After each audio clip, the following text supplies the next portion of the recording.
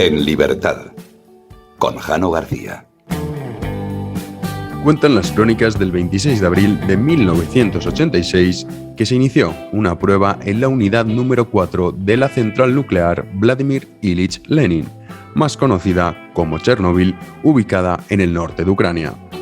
Con esta acción se pretendía comprobar la capacidad de enfriar el núcleo del reactor en caso de pérdida del suministro eléctrico exterior.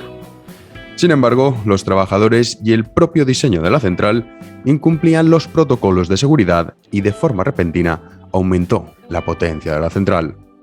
Los trabajadores se esforzaron por apagar el reactor, pero el aumento súbito de la potencia provocó una serie de explosiones en el interior de la central. La parte central del reactor quedó expuesta y expulsó grandes cantidades de material radioactivo a la atmósfera. Pronto acudieron los servicios de emergencia a la zona y los helicópteros se afanaban en lanzar arena para apagar las llamas y tratar de contener la contaminación, mientras que los bomberos hacían todo lo posible por apagar los incendios que se habían desencadenado en la central. A pesar del accidente y la exposición intensa a la que estaban sometidos los ciudadanos que vivían próximos a la central, las autoridades de la URSS no decidieron la evacuación de los habitantes de la cercana ciudad de Pripyat hasta 36 horas después del desastre. Las consecuencias del accidente de Chernóbil han sido evaluadas por organismos internacionales en numerosas ocasiones y establecen que apenas 50 defunciones son atribuidas directamente a la radiación liberada por el accidente de Chernóbil. Casi todas las muertes directas del accidente fueron de trabajadores de servicios de emergencia que sufrieron una exposición intensa y fallecieron a los pocos meses del accidente. No obstante, la contaminación provocada por el accidente ha causado alrededor del fallecimiento de 4.000 personas por cáncer, la mayoría cáncer de tiroides, principalmente en personas que eran niños o adolescentes en el momento del desastre. A pesar de todo ello, la tasa de supervivencia entre las víctimas del cáncer, a juzgar por la experiencia en Bielorrusia, es de casi el 99%. El accidente nuclear de Chernóbil, el más utilizado para demonizar la energía nuclear, lo provocó la falta de seguridad a la hora de diseñar la central y los errores producidos por los operadores de la misma. En la actualidad, uno de los mitos más extendidos sobre las centrales nucleares es que corren el riesgo de explotar como una bomba atómica y que además sus residuos son altamente radiactivos. Comenzamos.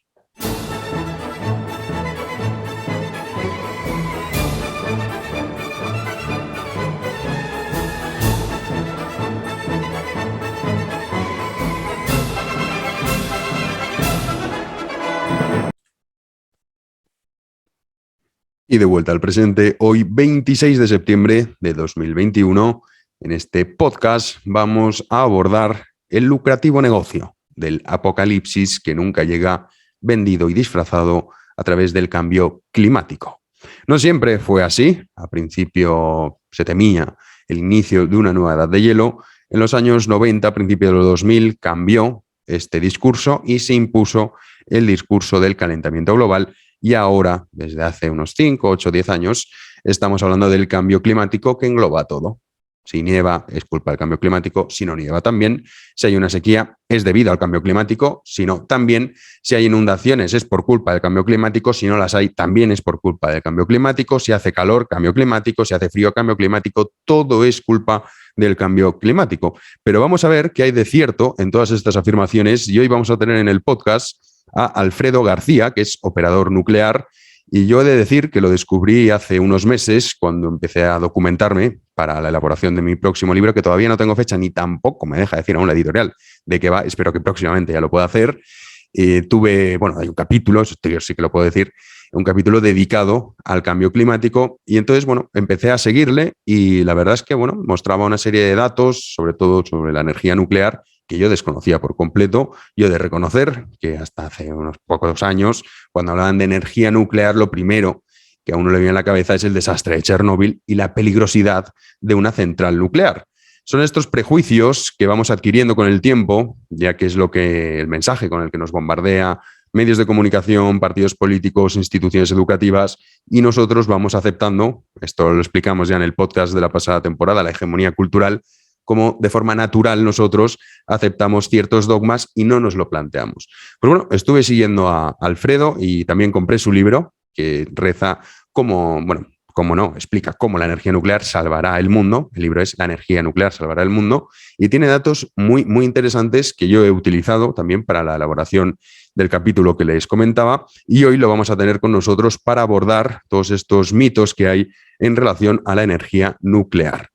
¿Por qué dedico el podcast justo a este tema en estas fechas? Porque no sé si ustedes estarán al corriente, pero el pasado viernes tuvo lugar en Madrid una manifestación en la que fue convocada por estos lobbies climáticos, etcétera, etcétera, los calentólogos profesionales, en los cuales, por supuesto, se unió también Más Madrid para reivindicar esta lucha necesaria para conseguir que el apocalipsis no llegue a nuestras vidas y podamos sobrevivir al gran desafío de nuestros tiempos, que es este dogma revestido de una causa noble, que es salvar a la humanidad. Hombre, pocas cosas más nobles y heroicas hay que salvar a la humanidad, al reino animal y al planeta, que es el cambio climático, pero que en el fondo lo que esconde es un negocio muy lucrativo solamente para unos cuantos. La inmensa mayoría de la población estamos pagando los costes derivados de esta transición energética en la que nos hemos metido en los últimos años y que desde luego está provocando, entre otras cosas, que un país como España tenga una de las facturas de la luz más elevadas del planeta. La más elevada del mundo es Alemania y también ahora veremos qué es lo que ha hecho Alemania en los últimos años y cómo la energía nuclear se está dejando de lado en pro de salvarnos a todos del desastre absoluto. Antes de abordar con datos, con hechos, qué es el momento que estamos viendo, cuál es la realidad, cuáles son los verdaderos miedos o si hay algo de cierto en estos apocalípticos mensajes que nos envían, vamos a dejar una breve pausa para que ustedes dejen su like y su comentario, como siempre, y así ya arrancamos con el podcast.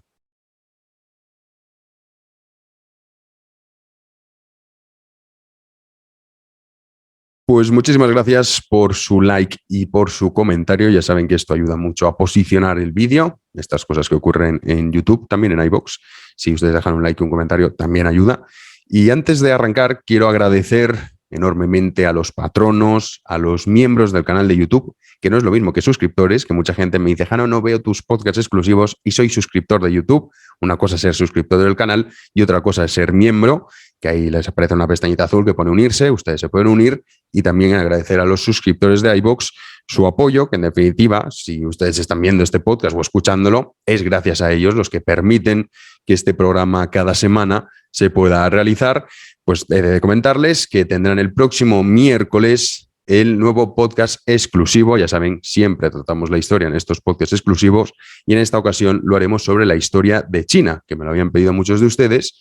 Y en cierta medida, gracias a ustedes, no solo este programa ve la luz, sino que, en fin, conozco personas que son extremadamente interesantes, como es el caso del invitado con el que hemos hecho este podcast, Ramón Vega, ya lo conocerán, un tipo muy majo, pero que además que tiene un conocimiento sobre la historia de China brutal. Ha estado en China muchos años, también ha estado en Singapur, conoce muy bien Asia y además lo explica muy bien. No es fácil encontrar gente que explique bien la historia.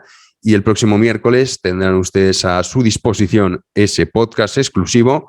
Y el que pregunte, bueno, ¿y qué precio tiene? Son 2 euros al mes. Luego puede usted, si quiere, ser patrono, miembro del canal o suscriptor de iVoox con un precio mayor, pero vamos, realmente es un precio muy bajo. Y ahí ustedes tendrán disponible, como siempre en Patreon, después del primer post, que ahí es donde está el número de teléfono, al que pueden enviar preguntas. Ahora también en este podcast responderemos preguntas de los patronos. Y después de ese primer post, en Patreon tendrán el podcast exclusivo, en YouTube, en la pestaña de comunidad, y en el caso de los suscriptores de iVoox directamente les aparece. Simplemente tienen que darle al play y escucharán el programa completo. Un programa muy interesante, me atrevería a decir que de los podcasts que hemos hecho exclusivos hasta la fecha, es el podcast más interesante de todos, porque la historia china, desde luego, que es muy longeva, pero tiene unos pasajes que son muy curiosos. Cuando escuchan ustedes el podcast lo verán. Las similitudes en sitios tan lejanos del planeta, como por ejemplo nuestros clásicos griegos, ¿no? La antigua Grecia, cómo se hacían las mismas preguntas, cómo llegaban a las mismas conclusiones, aunque luego unos adoptaban una vía diferente, pero es muy curioso saber que en partes tan diferentes del mundo se daban las mismas preguntas, los mismos miedos, las mismas cuestiones a resolver y como todos ellos llegaban a las mismas conclusiones. Así que bueno, este próximo miércoles lo tendrán, pero este podcast nos convoca el tema del cambio climático. No voy a hablarles de Puigdemont, porque hablar de Puigdemont, bueno, pues sí lo han detenido, mucha gente estaba muy contenta, porque, fíjate, se va a hacer justicia, pero si es que luego lo van a indultar, pase lo que pase, entonces tampoco me parece que sea muy relevante. Prefiero hablar, que podríamos hablar en otro podcast, que sería lo deseable, única y exclusivamente de la importancia que tiene tener un poder judicial separado del poder político, cosa que no ocurre en España, sobre todo desde la ley de 1985, aunque es cierto que previamente tampoco era una separación que debería contar cualquier país que pretenda vivir de una forma alejada del poder brutal que tiene este Estado, en el caso de España, que regula todas y cada una de las facetas. Pero como les digo, ¿qué es lo que nos convoca aquí? El cambio climático. Vamos a poner un corte de lo que dijo Íñigo Errejón en esa manifestación que tuvo lugar el pasado viernes en la Plaza de Callao de Madrid y vemos que hay de cierto en estas afirmaciones, que no solo el señor Errejón, sino muchos, tanto de izquierdas como de derechas, compran y continuamente nos están repitiendo a los ciudadanos. Acompañando la movilización de las organizaciones ecologistas y de los colectivos juveniles que están reclamando que lo que ya es un consenso y una urgencia científica, que es que tenemos una crisis climática a la que tenemos que hacer frente como la principal prioridad, porque estamos destruyendo el planeta y por tanto estamos destruyendo la vida, lo que ya es un consenso científico tiene que ser un consenso político. Y lo que es prioridad para todos los científicos, que es que hay que salvar la vida en el planeta, tiene que ser una prioridad para los gobiernos. Pinta mal, ¿eh? No me negarán ustedes que esto, vamos, si no es un mensaje apocalíptico, que baje Dios y lo vea. Pero bueno, ¿qué hay de cierto en esto? Nos vamos a morir todos, porque el señor Errejón así nos lo dice y le avala la comunidad científica, que es un concepto muy abstracto, el cual a mí me hace mucha gracia cuando la gente dice, no, porque es que la comunidad científica, ¿quién es la comunidad científica? ¿Quién conforma la comunidad científica? ¿Cuáles son los nombres de los que están detrás de la comunidad científica? Si alguno de ustedes es un gran guerrero que está en esta causa tan heroica de salvarnos a todos, deberíamos preguntarle si, oiga, ¿me puede usted decir 10 personas, 10, no muchas más, tampoco le estoy pidiendo muchos, 10 personas que pertenezcan a esta comunidad científica y sobre todo que sus predicciones se hayan cumplido? Porque sí, que el clima cambia es, vamos, indudable e irrebatible, no vamos a negar la evidencia. Lógicamente, nosotros no estamos en contra de la razón. Esto es un hecho, el clima está cambiando. Podríamos hablar de las consecuencias de ese calentamiento que está sufriendo la Tierra, aunque esto lo podríamos abordar en otro podcast que también da para un debate bastante interesante. Pero ni siquiera usted puede nombrarme 10 grandes expertos porque lo que nos están pidiendo no es una cosa menor, nos están pidiendo que cambiemos nuestra forma de vida, nos están pidiendo que vivamos más pobres, porque es lo que está ocurriendo en Occidente, porque en pro de salvar al planeta, salvar la vida y salvar a la naturaleza, lo que estamos viendo es como cada vez los ciudadanos tenemos menos poder adquisitivo porque pagamos, entre otras cosas, un elevado precio por la luz. En la factura de la luz es un ejemplo clarísimo, el 62% de lo que pagamos en nuestra factura de la luz, en el caso de España, son tasas e impuestos que van destinados a pagar este tipo de primas que reciben los lobbies verdes, especialmente las energías renovables. Pero luego, no solo eso, no solamente está la factura de la luz, esto también se ve reflejado en la inflación. Y la inflación, no recuerdo quién lo dijo esta frase, pero es el impuesto a los pobres, y realmente lo es. La inflación castiga de forma muy excesiva a la gente con menor capacidad adquisitiva. Entonces, bueno, oiga, usted nos está pidiendo algo que es muy importante, y es ustedes, perversos occidentales, son los que están haciendo que el mundo se acabe, y para evitarlo necesitamos su dinero. Básicamente en esto consiste el cambio climático y ya nosotros somos los que sabemos perfectamente qué es lo que hay que hacer para que el mundo no se acabe. Pero bueno, vamos a ver qué es lo que dicen los datos, porque claro, uno escucha a Errejón y dice, bueno, pues ya está, si es que el fin está cerca. Esta izquierda chic, que también en el caso de Estados Unidos, no sé si ustedes tienen iba a decir el gusto, más bien el disgusto de conocer a Alexandra Ocasio-Cortez. Para el que no lo conozca, simplemente una pequeña presentación de quién es. Es una tipa que hace nada estuvo en una fiesta, es como la referencia, ¿no?, de ese icono pop que se está creando del progresismo. Es la referencia en Estados Unidos, una tipa que acudió hace un par de semanas a una fiesta cuya entrada costaba $30,000 con un vestido en el cual tenía pintado en el vestido Tax the Rich, impuestos a los ricos, que es, bueno, el prototipo, el claro ejemplo de la izquierda cool, de la izquierda de caviar, que nos dice cómo tenemos que vivir. Pero ojo, en esto no está solo la izquierda, también está la derecha, que mucha gente se olvida. La derecha compra exactamente el mismo relato apocalíptico. El caso de Alemania es un ejemplo clarísimo, como ahora veremos qué es lo que están haciendo. Pero vamos a ver qué es lo que nos dicen los datos. ¿Nos vamos a morir? ¿No nos vamos a morir? ¿Tenemos que cambiar nuestra vida? Porque así nos lo dice Rejón, un tipo que no iba a la universidad mientras cobraba, eso sí, la beca del contribuyente. Pues bueno, lo que nos dicen los datos son lo siguiente. Si analizamos, estos datos son de la DAT, que es la base de datos internacional de desastres naturales. No es una cosa que sea contraria, ni negacionista, ni todo esto. No, datos. Pues lo que vemos es que las muertes a nivel global por desastres naturales, pues hombre, muy mal, no nos está yendo en las últimas décadas. Estamos, vamos, nunca antes en la historia habíamos tenido unos números tan bajos. O sea que parece que morir por desastres naturales, en fin, no parece que vaya a ser lo próximo, aunque el señor Errejón y Mónica García, que estamos hablando de las declaraciones, que, bueno, no sé si ustedes lo saben, es médica y madre, también una gran defensora de estas que van en bicicleta el día del pleno por primera vez y luego, eso sí, todos con el coche oficial el resto de plenos. La hipocresía, ya saben. Bueno, pues no parece que vayamos a morir por desastres naturales. ¿Pero qué hay de las muertes relacionadas con el clima? Pues si vemos las muertes relacionadas con el clima, esto obviamente estamos hablando de inundaciones, tormentas, sequías, incendios, pues tampoco parece que nos esté yendo realmente mal. Al contrario, cada vez vemos como hay menos muertos y la tendencia es a la baja, o sea que es algo positivo. Y sobre los incendios, porque claro, muchas veces nosotros observamos en los medios de comunicación, ¿quién nos recuerda esos incendios en California, en Australia? Que siempre nos dicen, los peores incendios de la historia sacuden Australia, los peores incendios de la historia sacuden California.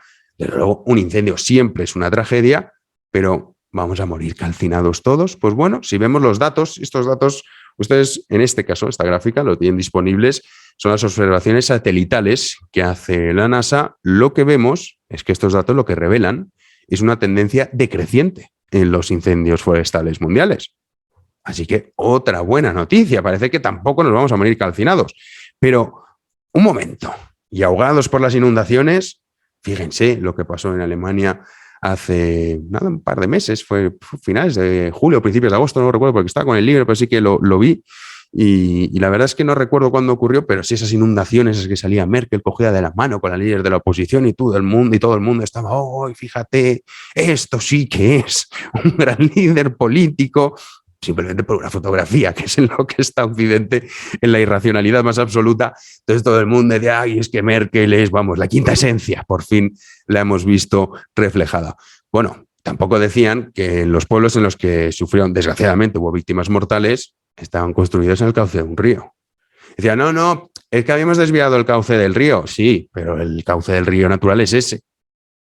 Entonces, bueno, en fin, no parece que sea una muy buena idea construir en el cauce de un río. Pero lo hicieron. Pero la culpa, cambio climático y enseguida de nuevo, hasta incluso este verano, es que no me acuerdo, en La Sexta publicaron los incendios de Grecia y eran incendios que habían sido provocados. Bueno, pues aún así también dijeron que era causa del cambio climático. En fin, es que es una cosa demencial. Insisto, ¿el clima cambia? Sí, claro, pero de ahí a todo lo que estamos viviendo, ahora veremos qué es lo que hay detrás. Bueno, pues ¿qué es lo que nos dicen los datos respecto a las inundaciones? Pues lo que vemos es que parece que, en fin, las muertes van descendiendo de forma considerable. O sea que no parece que vayamos a morir ni calcinados, ni asfixiados, ni tampoco ahogados por las terribles inundaciones. Entonces dirán ustedes, bueno, pero la contaminación, eso sí que nos está matando a todos, estamos en una situación terrible, el ser humano está próximo a acabar su existencia. Vamos a ver cómo ha ido la evolución de la esperanza de vida del ser humano en los últimos tiempos. Pues vaya por Dios, lo que podemos observar es que nunca antes en la historia de la humanidad el ser humano había vivido tantos años. Es decir, vivimos más que nunca, morimos menos que nunca. No solo eso, sino que los incendios cada vez son menos agresivos, las inundaciones cada vez se llevan menos vidas, las sequías cada vez se llevan menos vidas y también todo tipo de sucesos que tienen relación con el clima provoca menos muertos. Una noticia estupenda. Pero claro, ¿cómo vas a convencer a la población con buenas noticias? No, hay que convencerla a través del miedo, y es que el apocalipsis es inminente. Alexandre Ocasio-Cortez, por ejemplo, hace 7 meses, en una conferencia que dio en Estados Unidos, si es que se le puede llamar conferencia, en fin, a lo que sale por su boca, lo que dijo es que al mundo le quedaban 12 años, 12 años antes de desaparecer, como si fuese implosionar, es una cosa muy curiosa. Pero bueno, pues sobre todo también hay que tener en cuenta que esto se basa en que el ser humano es, vamos, el gran responsable de todo lo que acontezca en el planeta. En realidad nosotros somos una mancha insignificante en la historia del planeta, pero bueno, esto daría para otro debate. Pues viendo estos datos, vamos a decir, vale, vamos a comprar la retórica. No nos vamos a morir, pero bueno, imaginemos que vamos a morir todos por culpa de las emisiones de CO2. Vale, fenomenal. Vamos a intentar revertir eso, vamos a intentar que las emisiones de CO2 sean cada vez menor. ¿Cuáles son los países que más contaminan del mundo? Pues si observamos los datos, nos encontramos, oh sorpresa, con que el país que más contamina, que más emisiones de CO2 emiten en el mundo es China, en primer lugar, seguido de Estados Unidos, la India, Rusia, Japón, Irán, Alemania, Corea del Sur, Indonesia, Arabia Saudí y de Canadá. China representa el 30,3% de las emisiones globales y es solamente el 15% del PIB mundial, y mientras que la Unión Europea es el 24% del PIB mundial, emite en torno al 9%.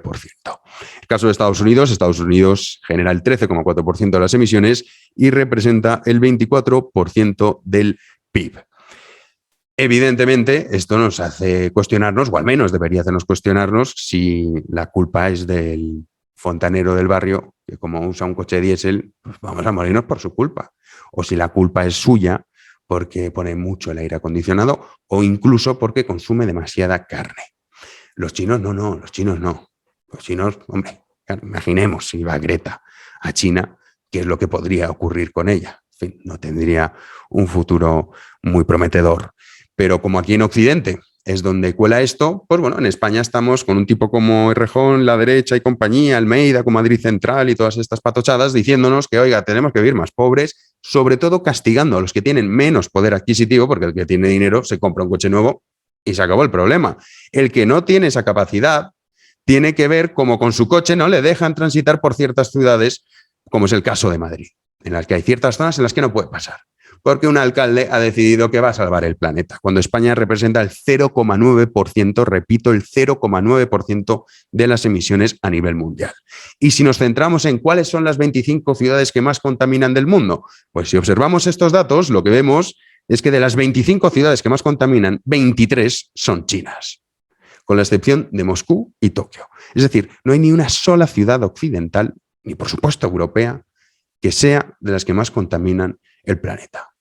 Y aún así nos dicen que no, que nosotros somos los que tenemos que pagar este coste. Y por supuesto, en la ecuación no entra la energía nuclear, quizá porque no hay negocio en la energía nuclear, y sí que entran las renovables, que son extremadamente costosas, y no solo eso, sino que dependen, obviamente, tienen un factor de variabilidad muy importante, y es dependiendo del clima, pueden o no abastecernos.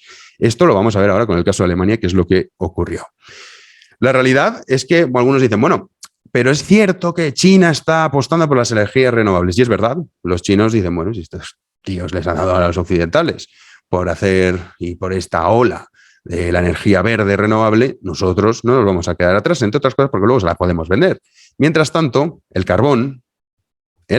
consumo de carbón, China consume más de la mitad del carbón de todo el planeta. Aquí ustedes lo pueden observar en esta gráfica. Este es el carbón consumido. Vean la diferencia, qué es lo que hace Europa, qué es lo que hace Estados Unidos, qué es lo que hace Japón, Canadá, y fíjense en lo que hace China. O sea, mientras en Asia, y especialmente en China, siguen con su camino, nosotros insistimos en el suicidio energético a cambio de que unos cuantos vendedores del apocalipsis se llenen los bolsillos. Esta es la realidad de los datos. Ya vemos cuáles son los países que más contaminan y también vemos si vamos a morir todos o no. Lo cierto es que parece que Occidente, en fin, en la ecuación mal no sale o no debería salir mal parada. Pero no, nosotros nos hemos empeñado en creer que el mundo depende de nuestra voluntad por salvar el planeta y, por supuesto, estar al lado del bien, porque, hombre, es que utilizan unos mensajes que son muy curiosos. Si ustedes le preguntan, pero que tú no estás a favor de salvar el planeta, pero que acaso a ti no te importa el futuro de las focas y de los delfines, pero es que a ti te da igual que la naturaleza sufra, evidentemente las respuestas son todas, hombre, no, claro que no me da igual, claro que quiero cuidar la naturaleza, por supuesto que quiero respirar, cuanto más aire limpio mejor. Ahora bien, ¿y el debate racional para ver cómo lo conseguimos? ¿Eso dónde lo dejamos? Son preguntas que automáticamente, claro, alguien responde y dice, no, sí, yo estoy de acuerdo. Pues entonces, este es el precio al que tienes que pagar. De hecho, el IPCC ya es unos expertos que hay en el IPCC, que es esto que tiene la ONU, en el cual publican informes que son repugnantes, todos ideológicos, a más no poder, pero hay veces, la gente no los lee, pero hay datos que obviamente no los pueden esconder, entonces los publican. Y en esos datos lo que se ve reflejado es todo esto que estamos viendo, pero aún así ya van diciendo que sí o sí vamos a tener que aceptar que hay que reducir nuestro crecimiento económico, porque si no es imposible. Esto ya lo están diciendo. Y hay gente que dice, hombre, claro, todo sea por salvar el mundo. ¿Saben quién no va a reducir su crecimiento económico? Los lobbies, las Gretas, los Errejones y toda esta banda, como el señor Sánchez, que también siempre que puede hace algún tipo de alusión a la energía verde, etcétera, etcétera, mientras luego va en Falcón a 30 kilómetros para ir a una boda. O si no, se la deja a algún amigo o a su mujer para que vaya a hacer no se sabe muy bien qué. Porque esta es la realidad, la hipocresía absoluta que compran como Leonardo DiCaprio. Si ustedes recuerdan que fue a los Oscar, creo que fue el primer Oscar que le dieron, nos soltó un speech sobre el cambio climático y todo el mundo, fíjate, qué hombre más comprometido por el mundo, por el planeta, no solo es buen actor, también es que es buena persona, porque es que si no compras el relato, eres mala persona. Esto pasa mucho con los dogmas que nos venden en Occidente. Acto seguido cogió su jet privado y se fue. Porque es que el suyo no contamina, contaminas tú, que vas en un avión hacinado, pagando con low cost 30, 40 euros para poder viajar. Pues la culpa es tuya, por ser pobre. Porque si fuese rico, no contaminarías tanto. Entonces, este es el mensaje que nos va enviando constantemente este tipo de personas. Pero vamos a ver ahora qué de cierto hay sobre las energías renovables y la energía nuclear, en este afán que nos ha entrado a todos por defender esa adoración que hay sobre la energía eólica y solar. Tú. Sí, tú. Si estás escuchando en libertad, es gracias a la colaboración de los patronos, miembros del canal de YouTube y suscriptores de iVoox. Vamos, súmate a ellos para que la familia siga aumentando y con ello el programa. Muchísimas gracias. Vamos a ver qué es lo que han hecho en Alemania. Voy a leerle los datos porque no quiero equivocarme. En Alemania, que lleva dando rienda suelta a esto de la transición energética, apostando por las energías renovables, hicieron abandonar los combustibles nucleares. Bueno, pues en el año 2025 habrá gastado 580.000 millones de dólares en energías renovables. Sin embargo, Alemania genera solo el 34% de su electricidad a través de energía eólica y solar, por lo que necesita el respaldo, en este caso, del gas natural. De hecho, en el año 2019, la red eléctrica alemana sufrió problemas de abastecimiento y no tuvo más remedio que importar a toda velocidad de terceros países energía para poder evitar los apagones. Bueno, pues en Alemania el precio de la electricidad ha aumentado un 50% de media desde el año 2007 y los precios de la electricidad alemana son un 45% más altos que la media europea. Pero no solo es que no tengan la capacidad de abastecernos a todos, sino es que además las energías renovables, que están muy bien, pero deben ir acompañadas, entre otros casos, por la energía nuclear. Y ahora hablaremos con Alfredo de por qué dejamos de lado la energía nuclear. ¿Qué pasa? No interesa a los lobbies la energía nuclear, no hay dinero.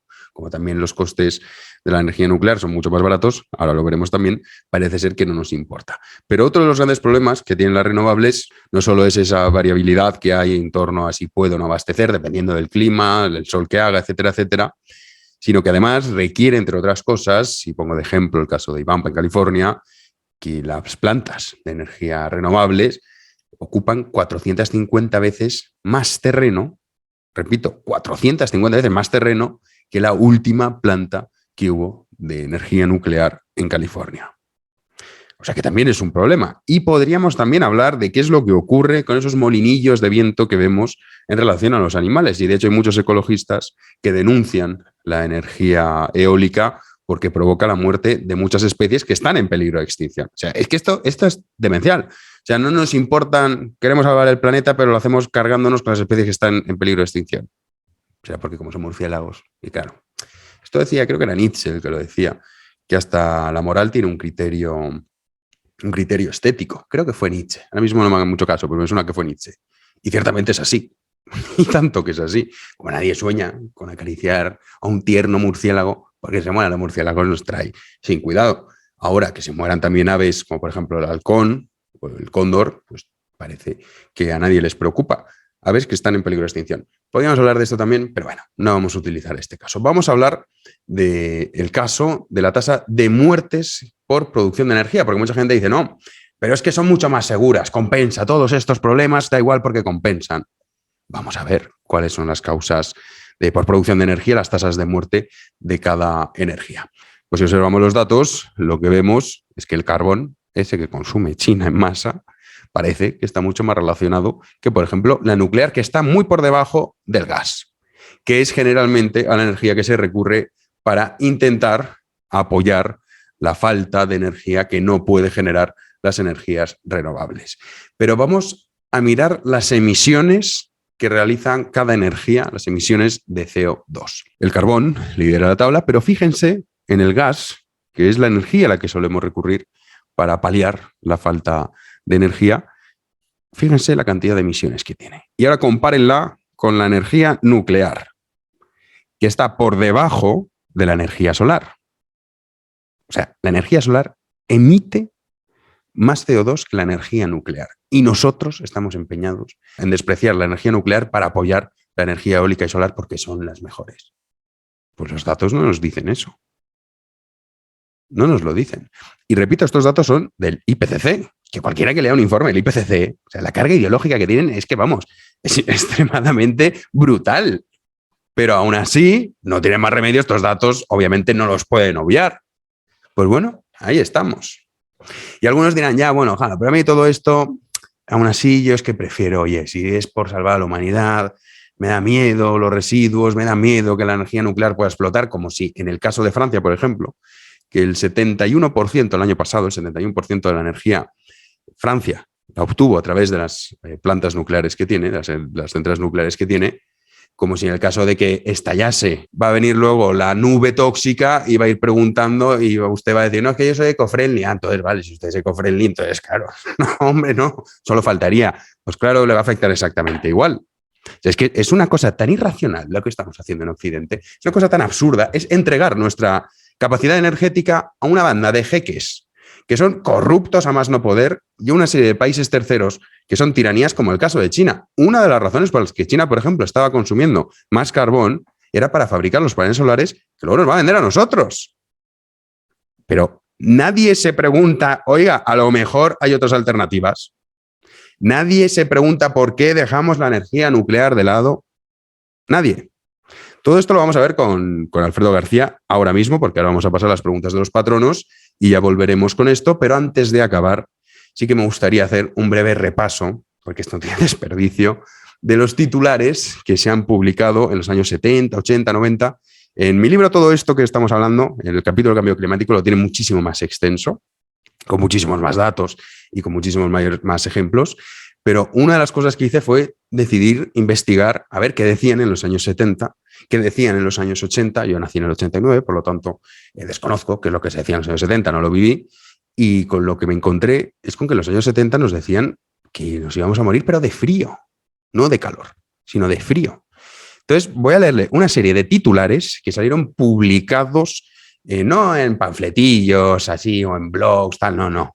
Bueno, los blogs nacieron en los 2000, pero no en panfletitos de estos que no leía nadie, sino en periódicos como el Washington Post, el New York Times, The Guardian, en fin, periódicos con gran difusión, incluso el diario El País, el ABC, también español. Vamos a leer esta retahíla de predicciones fallidas y ya vamos con las preguntas de los patronos y luego posteriormente con Alfredo García para hablar de la energía nuclear. Bueno, Pues, ¿qué es lo que se decía? Por ejemplo, si nosotros vamos al año 1967, se decía lo siguiente: pronóstico de hambruna terrible para 1975. En 1969 el New York Times publicaba lo siguiente: todos desaparecerán en una nube de vapor azul para 1989. El problema, con casi todos los problemas ambientales, dice Paul Ehrlich, es que cuando tenemos suficiente evidencia para convencer a la gente, están muertos. 1989. Es algo maravilloso. En 1970, la revista Life reportó lo siguiente: los ciudadanos de las grandes urbes requerirán máscaras de gas para 1985. El subtítulo era Los científicos. ¿Los científicos? ¿Quiénes? No lo sé, porque tampoco lo ponen en el reportaje. Los científicos tienen pruebas experimentales y teóricas sólidas para respaldar las siguientes predicciones. En una década, los habitantes urbanos tendrán que usar máscara de gas para sobrevivir a la contaminación del aire, y para 1985 la contaminación del aire habrá reducido la cantidad de la luz del sol que llega a la Tierra a la mitad. Estas predicciones siempre se hacen 15, 20 años, luego ya, cuando se han muerto, han cobrado. En el 71, The Washington Post lanzaba el siguiente titular: nueva edad de hielo para 2020 o 2030. El mundo podría estar a tan solo 50 o 60 años de una nueva era de hielo desastrosa, predice un destacado científico atmosférico, por lo menos dan el nombre, que es el doctor Rasol, de la Administración Nacional de Aeronáutica y del Espacio y la Universidad de Columbia. La ONU no falla nunca. Nos advierte, de hecho, habitualmente, de que nos vamos a morir, nos quedan muy poquitos años para perecer. Pues bueno, en 1972, Maurice, que era el primer director del Programa de las Naciones Unidas para el Medio Ambiente, sentenció lo siguiente: tenemos 10 años para evitar la catástrofe. En 1974, The Guardian publicaba: los satélites espaciales muestran que una nueva era de hielo se acerca rápidamente. Ese mismo año, siguiendo esta moda, ya le digo, los años 70 fue la época que nos decían que íbamos a morir congelados, la revista Time publicaba otra edad de hielo: el hombre también puede ser responsable de la tendencia al enfriamiento. Somos responsables de todo, que se enfríe el planeta y que se caliente, de todo. Bueno, Bryson, de la Universidad de Wisconsin, y otros climatólogos sugieren que el polvo y otras partículas liberadas a la atmósfera como resultado de la agricultura y la quema de combustible pueden estar bloqueando cada vez más la luz solar para que no llegue y caliente la superficie de la Tierra.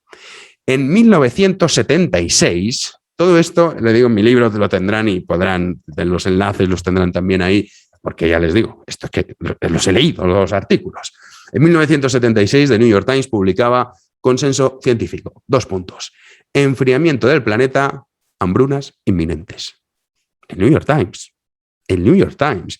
Y decía: dependemos de la ciencia y los científicos para proyectar un rayo de luz en el oscuro túnel del futuro de la civilización. La relación del clima global con el suministro de alimentos es un buen ejemplo. Los investigadores climáticos se están alarmando, ya que en los próximos 10 años la humanidad no podrá alimentarse por sí misma, no por insuficiencia tecnológica o travesuras políticas, sino debido a los cambios climáticos. 1976. El mismo New York Times se hacía eco de nuevo de estos expertos. En 1978 decía: sin fin a la vista para la tendencia de enfriamiento. En los 70 estaba este rollo. En el 80 cambia el concepto y empiezan a meternos la cuestión del calentamiento global. Y así, por ejemplo, vemos como el propio New York Times, en 1982, se hace eco de Tolba, que era el director del Programa de las Naciones Unidas para el Medio Ambiente por aquel entonces, para decir lo siguiente: si el mundo continúa estas políticas, en el año 2000 tendremos una catástrofe medioambiental que será irreversible como un holocausto nuclear. Esto, de verdad, es que está todo publicado. Además, por lo menos tienen la bondad de no borrarlo, claro, pero es que esto uno lo lee y dice: pues es que siempre nos ha estado contando la misma historia. En el 83, la EPA informaba de un calentamiento global catastrófico que podría comenzar en 1990. En el 88, el diario El País, también conocido popularmente como Lo País, publicaba que las Maldivas se hunden en el Índico. La falta de agua potable puede obligar a sus habitantes a abandonar las islas. Algunos expertos calculan, expertos, nunca se dicen los nombres, que en los 20 o 40 próximos años la subida del nivel de las aguas en el área de las Maldivas puede alcanzar entre 20 y 30 centímetros. La progresiva amplitud de las mareas junto a la acción de las olas presagia una destrucción lenta pero catastrófica de esas pequeñas planicies enclavadas sobre el océano Índico. Ustedes estarán cansados de ver fotos de estas influencers, horteras, nuevos ricas que se van a las Maldivas de luna de miel. Pues bueno, según el país, iban a desaparecer. Luego, con el año 2000, es cierto que cambia toda esta retórica y se hace mucho más énfasis en lo que es el calentamiento global y sobre todo se hace a través de la llegada de Al Gore. Los más jóvenes no recordarán el papel de Al Gore, pero bueno, Al Gore estuvo hasta en la sopa. Yo lo recuerdo, a mí en el colegio, era pequeño, todavía estaba en el colegio, me ponían lo del documental este de Una verdad incómoda. Y era todo, bueno, apocalíptico, la catástrofe. A todos los niños asustados, perdidos. Salíamos del colegio diciendo, vamos a morir todos. Y luego salían películas como El día de mañana y otro tipo de programas que también hacían mucha referencia, de documentales a todo esto. Y nosotros, claro, decíamos, bueno, ya está, si es que nos vamos a morir. Nos vamos a morir. Pues esto es el fin de nuestros días. Cambió esa retórica y, por supuesto, siguió publicándose este tipo de cosas. No voy a seguir porque si no sería muy largo. Ya en el nuevo libro ustedes lo podrán ver. Pero todas las predicciones jamás se cumplieron. Y aún así nosotros seguimos comprando este relato apocalíptico y no solo eso, sino que olvidamos el debate racional que deberíamos tener porque es evidente que el ser humano, su propia existencia, genera desafíos a los que debemos enfrentarnos. Y esos desafíos hay que enfrentarse de forma racional. Pero si no conocemos la verdad, es imposible que podamos dar solución a los problemas que tenemos. Si nos dejamos llevar por el sentimiento, por la histeria colectiva, por el apocalipsis que nunca llega, evidentemente, mientras unos cuantos se hacen de oro y se llenan los bolsillos y sus cuentas corrientes no dejan de crecer, nosotros los ciudadanos son los que pagamos las consecuencias. Y por supuesto, dentro de este debate que debemos tener a la hora de decir, oiga, ¿cómo podemos contaminar menos? ¿Cómo podemos tener un crecimiento sostenible? Porque no hay que olvidar que es imposible que exista un crecimiento económico si no tienes una energía que obtienes de forma barata. Es que es imposible. Claro, China esto lo sabe y China se parte de risa con todas estas tonterías y estos numeritos circenses que hacemos en Occidente. Dice, bueno, pues es que esto es muy fácil. Es que el suicidio energético de Occidente es el gran aliado de China. China se parte de risa. Dicen, ay, que no estáis cumpliendo los acuerdos. Y dicen, ya, qué mala suerte. Pero usted siga ahí, con su economía completamente estancada, mientras yo sigo haciéndome con el control del mundo.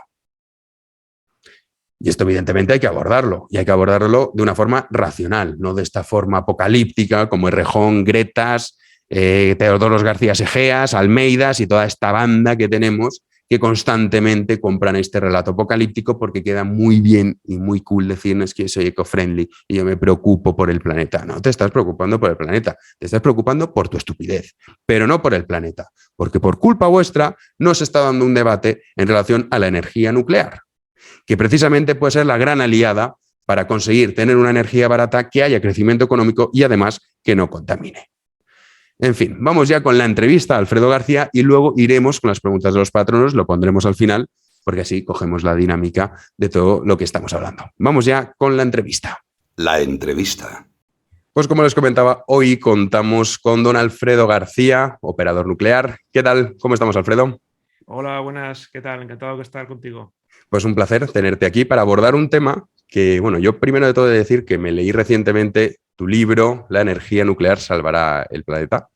El mundo, perdón. Y la verdad es que es muy interesante porque explicas muchas cosas y yo reconozco que he aprendido muchísimo sobre la energía nuclear, ciertos prejuicios que tenemos todos sobre la energía nuclear. Entonces, bueno, digo que mejor que Alfredo para que nos explique a todos y sobre todo con esta crisis que estamos teniendo de las energías, los elevados precios de la luz que estamos pagando, ¿qué es lo que ocurre con la energía nuclear? ¿Por qué tiene esta mala fama la energía nuclear? Bueno, la verdad es que es una mala fama que se ha ido labrando durante muchos años. Estamos hablando de que el estreno mundial de la energía nuclear fue lanzar 2 bombas atómicas en Hiroshima y Nagasaki, ¿no? Entonces, claro, no se me ocurre una peor forma de estrenar una tecnología que matar a cientos de miles de personas y arrasar 2 ciudades, ¿no? Lo que pasa es que, claro, al final yo siempre pienso y siempre digo que la energía nuclear es una herramienta, como todas las herramientas, se puede utilizar para hacer el bien, para hacer el mal, Si lo utilizas para hacer el bien, la puedes utilizar bien o la puedes utilizar mal. Tenemos muchos ejemplos de todo ello. Chernóbil es un ejemplo de utilizar mal una herramienta como la energía nuclear, pero sin embargo también tenemos otros muchos ejemplos de muchísima energía que se ha producido, baja en emisiones, que luego si quieres entraremos más en el tema, ¿no? ¿Qué ha ocurrido? Pues que de forma interesada, seguramente por diferentes grupos, ¿no? Otras energías que se han interesado en desprestigiar la energía nuclear, sobre todo las petroleras y las gasísticas especialmente, últimamente también los prorrenovables, ¿no? Porque parece que consideran la energía nuclear un rival, cuando el rival, también lo explicaré si quieres más adelante, es el gas natural, no la nuclear. Y luego además hay un uso político de la energía nuclear, un posicionamiento en algunos países, en muchos países, de la parte de la izquierda sobre todo, de estar en contra de la energía nuclear, cuando en realidad pues, la Unión Soviética nadie podría decir que fuera un país de derechas o la China durante todos estos años tampoco lo ha sido, no sabemos muy bien lo que es, pero de derechas no ha sido, ¿no? Entonces al final no es un tema ideológico, sino que es un tema de posicionamiento para conseguir una serie de afectos, de votos, de intereses, que todo eso ha contribuido a la mala imagen de la energía nuclear. Bueno, yo intento romper esos mitos, ponerlo en su contexto, explicar ventajas e inconvenientes. No tengo ningún problema en hablar de todos los inconvenientes de la energía nuclear, pero por supuesto quiero ponerlos en su contexto. Yo, por ejemplo, que gracias a tu libro he aprendido cómo es ese proceso, cómo genera energía una central nuclear. ¿Podrías explicarnos? Porque yo estoy convencido que la inmensa mayoría de los ciudadanos, yo no tenía ni idea hasta que me leí tu libro, y esto fue hace nada, un par de meses, o sea que es así. ¿Cómo se genera energía? ¿Qué necesita una central nuclear para poder generar toda esa energía? Que luego hablaremos de los costes, también de las emisiones, pero una breve explicación para que la gente, para que el ciudadano de a pie lo entienda, cómo es el proceso. Pues una central nuclear esencialmente es una fábrica de electricidad, es decir, sirve para producir electricidad. Luego veremos también qué ventajas tiene esa electricidad que produce una central nuclear.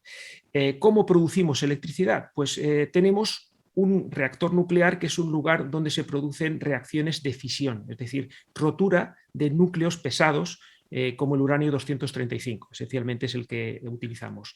Es nuestra olla, digamos, nuestra caldera, nuestro foco de calor, que es el que calienta un agua y ese agua produce un vapor. Al calentarse se produce vapor. Ese vapor se mueve hacia una turbina que gira, movida, impulsada por la energía de ese vapor. Al girar la turbina está sincronizada, está conectada físicamente a un generador eléctrico de corriente alterna muy grande, del tamaño de un autobús, que produce una potencia enorme, en torno a 1000 megavatios de potencia, ¿vale? Vamos un poco al origen. Ese calor, ¿de dónde viene? Lo producimos en un reactor nuclear. Es una vasija que tiene forma cilíndrica y con una hemisfera por arriba y otra por abajo, es decir, como una cápsula de las que tomamos las pastillas, pero bastante más grande. Estamos hablando de 12 metros de altura y 4 metros de diámetro.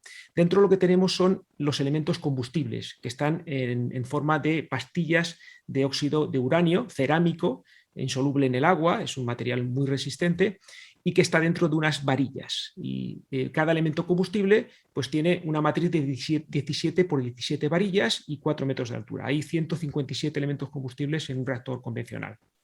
Dentro de lo que se producen es que se producen roturas de núcleos de uranio. Al impactarles un neutrón, se excita el núcleo de uranio y entonces se rompe en 2 o 3 fragmentos y al mismo tiempo emite muchas cosas, entre ellos la radiactividad, el calor, esa energía que luego sirve para calentar el agua. Al mismo tiempo, al romperse ese núcleo de uranio, emite también 2 o 3 neutrones. Los neutrones forman parte del núcleo de los átomos y esos neutrones, a su vez, rompen otros núcleos de uranio que tienen alrededor. Es lo que llamamos una reacción en cadena, que a mucha gente le sonará y que se utiliza en un lenguaje común y mucha gente tampoco sabe de dónde viene. Pues viene de aquí. La reacción en cadena es que una fisión causa otras fisiones. Eso es lo que hacemos en un reactor nuclear y es lo que hace que mantengamos una potencia estable durante 1 año y medio, por ejemplo, generando energía con muy poca cantidad de combustible. Estamos hablando de que una pastilla de uranio, que es del tamaño de una goma de borrar, de un lápiz, equivale a 1 tonelada de carbón, por ejemplo, en cuanto a energía que genera. La verdad. Pues uno de los grandes debates, comentabas antes un poco el coste de la energía, ¿no? ¿Cuál es el coste que tiene, por ejemplo, la energía nuclear con otro tipo de fuentes que son o que gozan de tan buena prensa a diferencia de la energía nuclear? ¿Cuál es la gran diferencia que hay mucha gente está intentando de nuevo introducir en el debate? oiga, habrá que recurrir a la energía nuclear porque dicen que es la más barata. ¿Cuáles son esas diferencias, Alfredo? Sí, en la energía nuclear podemos hablar de dos tipos de centrales nucleares. Una son las centrales nucleares que ya están construidas y que no están del todo amortizadas, pero ya están bastante en su fase final de amortización, y las centrales nucleares nuevas. Vamos a empezar con la primera parte. Según la Agencia Internacional de la Energía y la OCDE, la Agencia de Energía Nuclear de la OCDE, que son probablemente junto a la Agencia Internacional de Energía, con la Agencia Internacional de Energía Atómica, son los tres organismos más potentes a nivel mundial internacional sobre la energía, dicen que la forma más barata de producir electricidad, considerando todos los aspectos y todo el ciclo de vida, es decir, desde la minería hasta la gestión de los residuos, es la operación a largo plazo de los reactores nucleares. Es decir, reactores nucleares que ya están cerca de sus 40 años de vida de diseño, que se han revisado, que se mantienen en buena forma, la seguridad es incluso mejor que cuando se construyeron porque han incorporado todos los sistemas de seguridad nuevos. Estas centrales producen la electricidad más barata de todas, incluyendo todas las renovables, el gas y el carbón, ¿no? Ahora viene el debate, ¿por qué las nucleares se habla de que han podido tener pérdidas o tuvieron pérdidas el año pasado y que eso puede afectar al precio de la electricidad? El problema son los impuestos. Es decir, si tenemos una energía que está mucho más castigada por los impuestos que otras energías, al final podemos hacer que no sea rentable, y cuando algo no es rentable, pues cierra, no tiene más vuelta de hoja, ¿no? Una central nuclear produce electricidad aproximadamente a 20 euros megavatio hora, considerando todos los gastos convencionales. 20, incluso 25 podríamos añadir, considerando todo: gestión de los residuos, amortización, sueldos, combustible. 20-25 euros megavatio hora. Piensa que estamos hablando ahora de en torno a 180 en los últimos días, ¿vale? Y el año pasado estuvimos en torno a 45 euros de media en todo el año. Es decir, que alguien podría decir, bueno, el año pasado pues las centrales nucleares ganaron dinero. No lo ganaron porque con impuestos se van prácticamente a los 50. Es decir, duplican todos sus gastos debido a los impuestos que tienen que pagar. Algunos duplicados están incluso recurridos al Tribunal Constitucional porque se están primando, o sea, se están pagando impuestos por cosas que no se están haciendo. Por ejemplo, en Cataluña se paga un impuesto por la gestión de los residuos radiactivos y Cataluña no hace ningún tipo de gestión de residuos radiactivos de las centrales nucleares. Entonces te están haciendo pagar un impuesto por algo que no te hacen, que no te aplican, que no, simplemente es una forma de recaudar dinero. Eso hace que las centrales nucleares el año pasado tuvieron pérdidas y este año están ganando dinero, evidentemente, pero con las nuevas reformas que se están proponiendo, pues muy probablemente acaben siendo también deficitarias en los próximos años en cuanto el precio del gas se ponga a un precio normal. Digamos que ese es un poco el panorama. Tenemos otras energías que son también, que cada vez son más baratas, las energías renovables. Empezaron necesitando primas enormes que todavía estamos pagando, porque no estamos pagando las primas de las energías renovables actuales, sino de las antiguas. Estamos pagando 6.000 millones de euros cada año a través de la factura eléctrica, pero es importante señalar eso: las nuevas renovables no son tan caras, pero hay alguien que la gente se suele olvidar de un dato, y es muy importante. Tiene que ver en cuanto a la producción y tiene que ver en cuanto al precio. Las energías renovables que tenemos con más potencial en España, la eólica y la solar, son variables. Necesitan un respaldo. No siempre hay sol, no siempre hay viento. No me cansaré de decirlo, que incluso en el país de los más soleados del mundo, por la noche no hay sol en España. Que nadie se lo piense, porque no hay sol en España. Entonces no tenemos energía solar por las noches y tampoco tenemos energía eólica cuando hace poco viento o cuando tenemos esa calma chicha que se suele decir en verano, o ese invierno tan frío que está a punto de nevar. No hay viento tampoco. Y esas energías necesitan un respaldo. Si ese respaldo lo hacemos con gas natural, el precio de esas energías es el precio del gas natural. Es el gas natural el que marca el precio, no solo del todo el mercado, sino que está sustituyendo a algo más barato, pero porque como no está produciendo, necesita ese respaldo. Por lo tanto, la energía nuclear sigue siendo una apuesta muy interesante como respaldo de las energías renovables, y si quieres podemos entrar más adelante también en temas técnicos, ¿no? Pero por ahí va el asunto.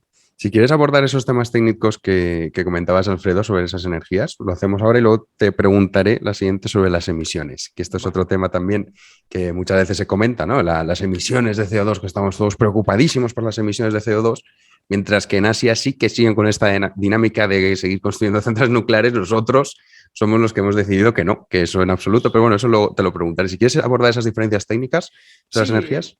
Inicialmente, partiendo de la base de lo que te decía, no siempre hay sol, no siempre hay viento, el sol no siempre es el mismo, es decir, hay días nublados, con lo cual tampoco podemos hacer una predicción precisa en todo el año de qué sol vamos a tener. Eso se mide, técnicamente se puede medir con lo que se llama factor de carga.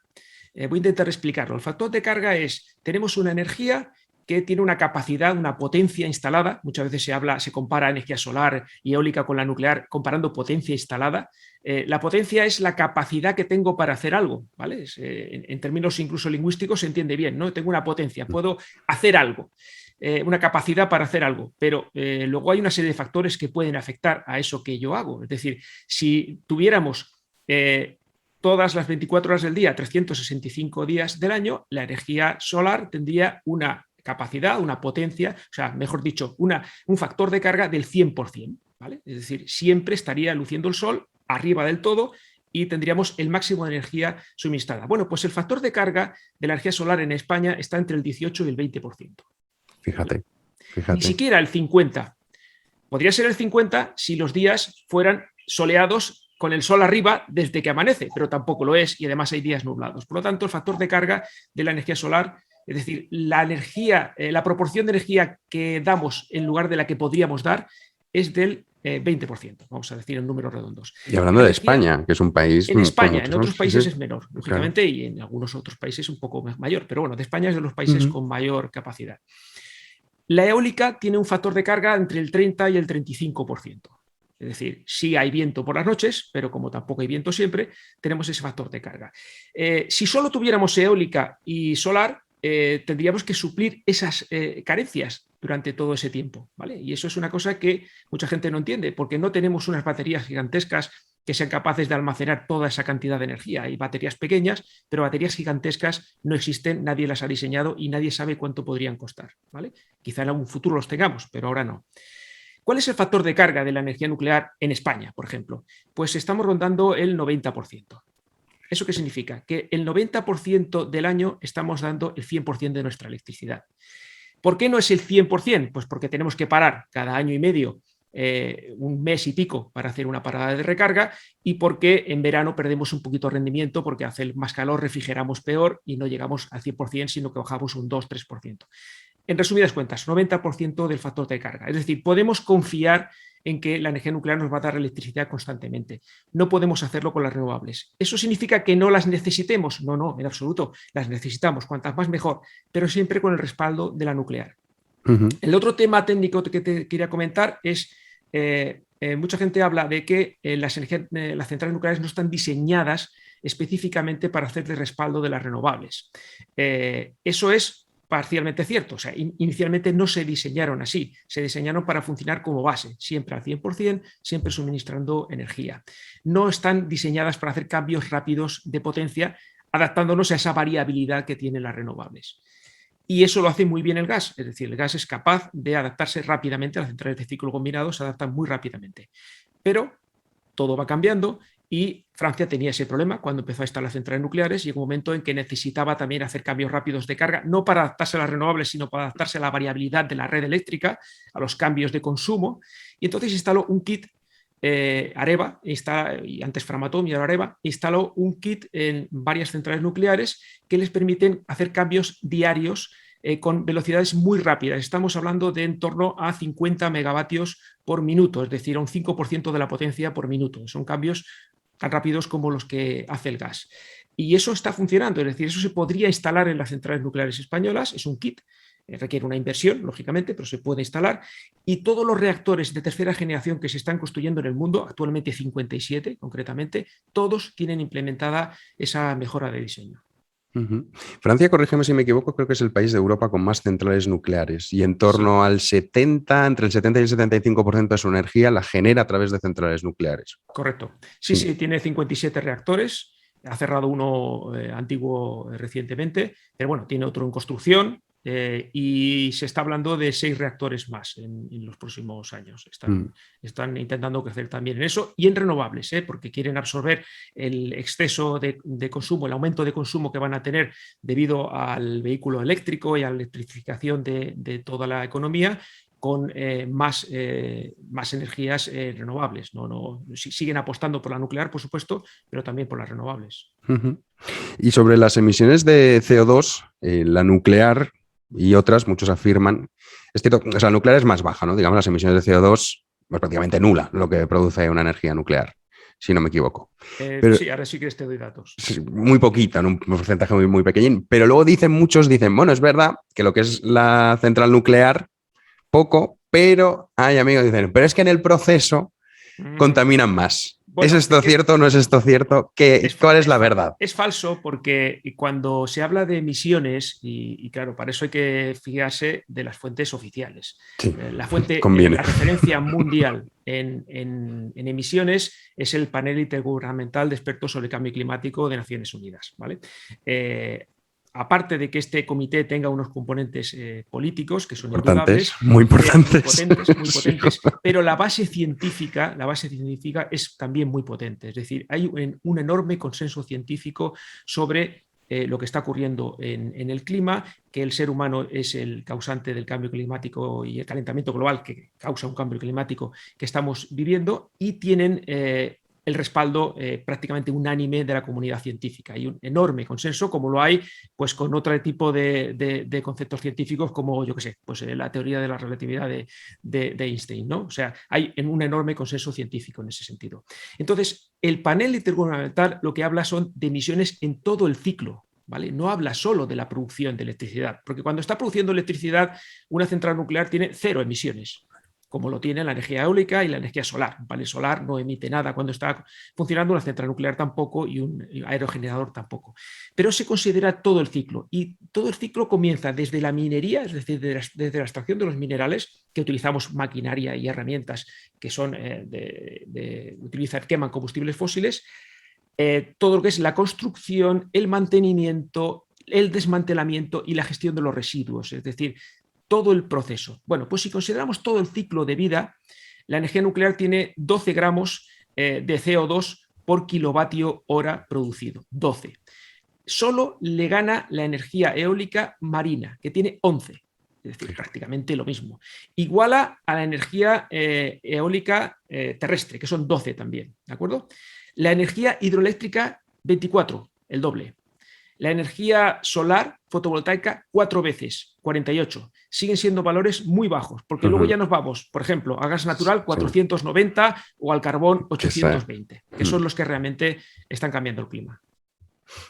Este es un dato muy interesante que mucha gente desconoce. Luego también, sobre todo, esos intereses políticos que hay, que también están en el IPCC, que tienen sus intereses políticos, muchas veces obvian estos datos o te intentan confundir diciendo, no, pero es que hay que contar todo el proceso, no solo esto, tal.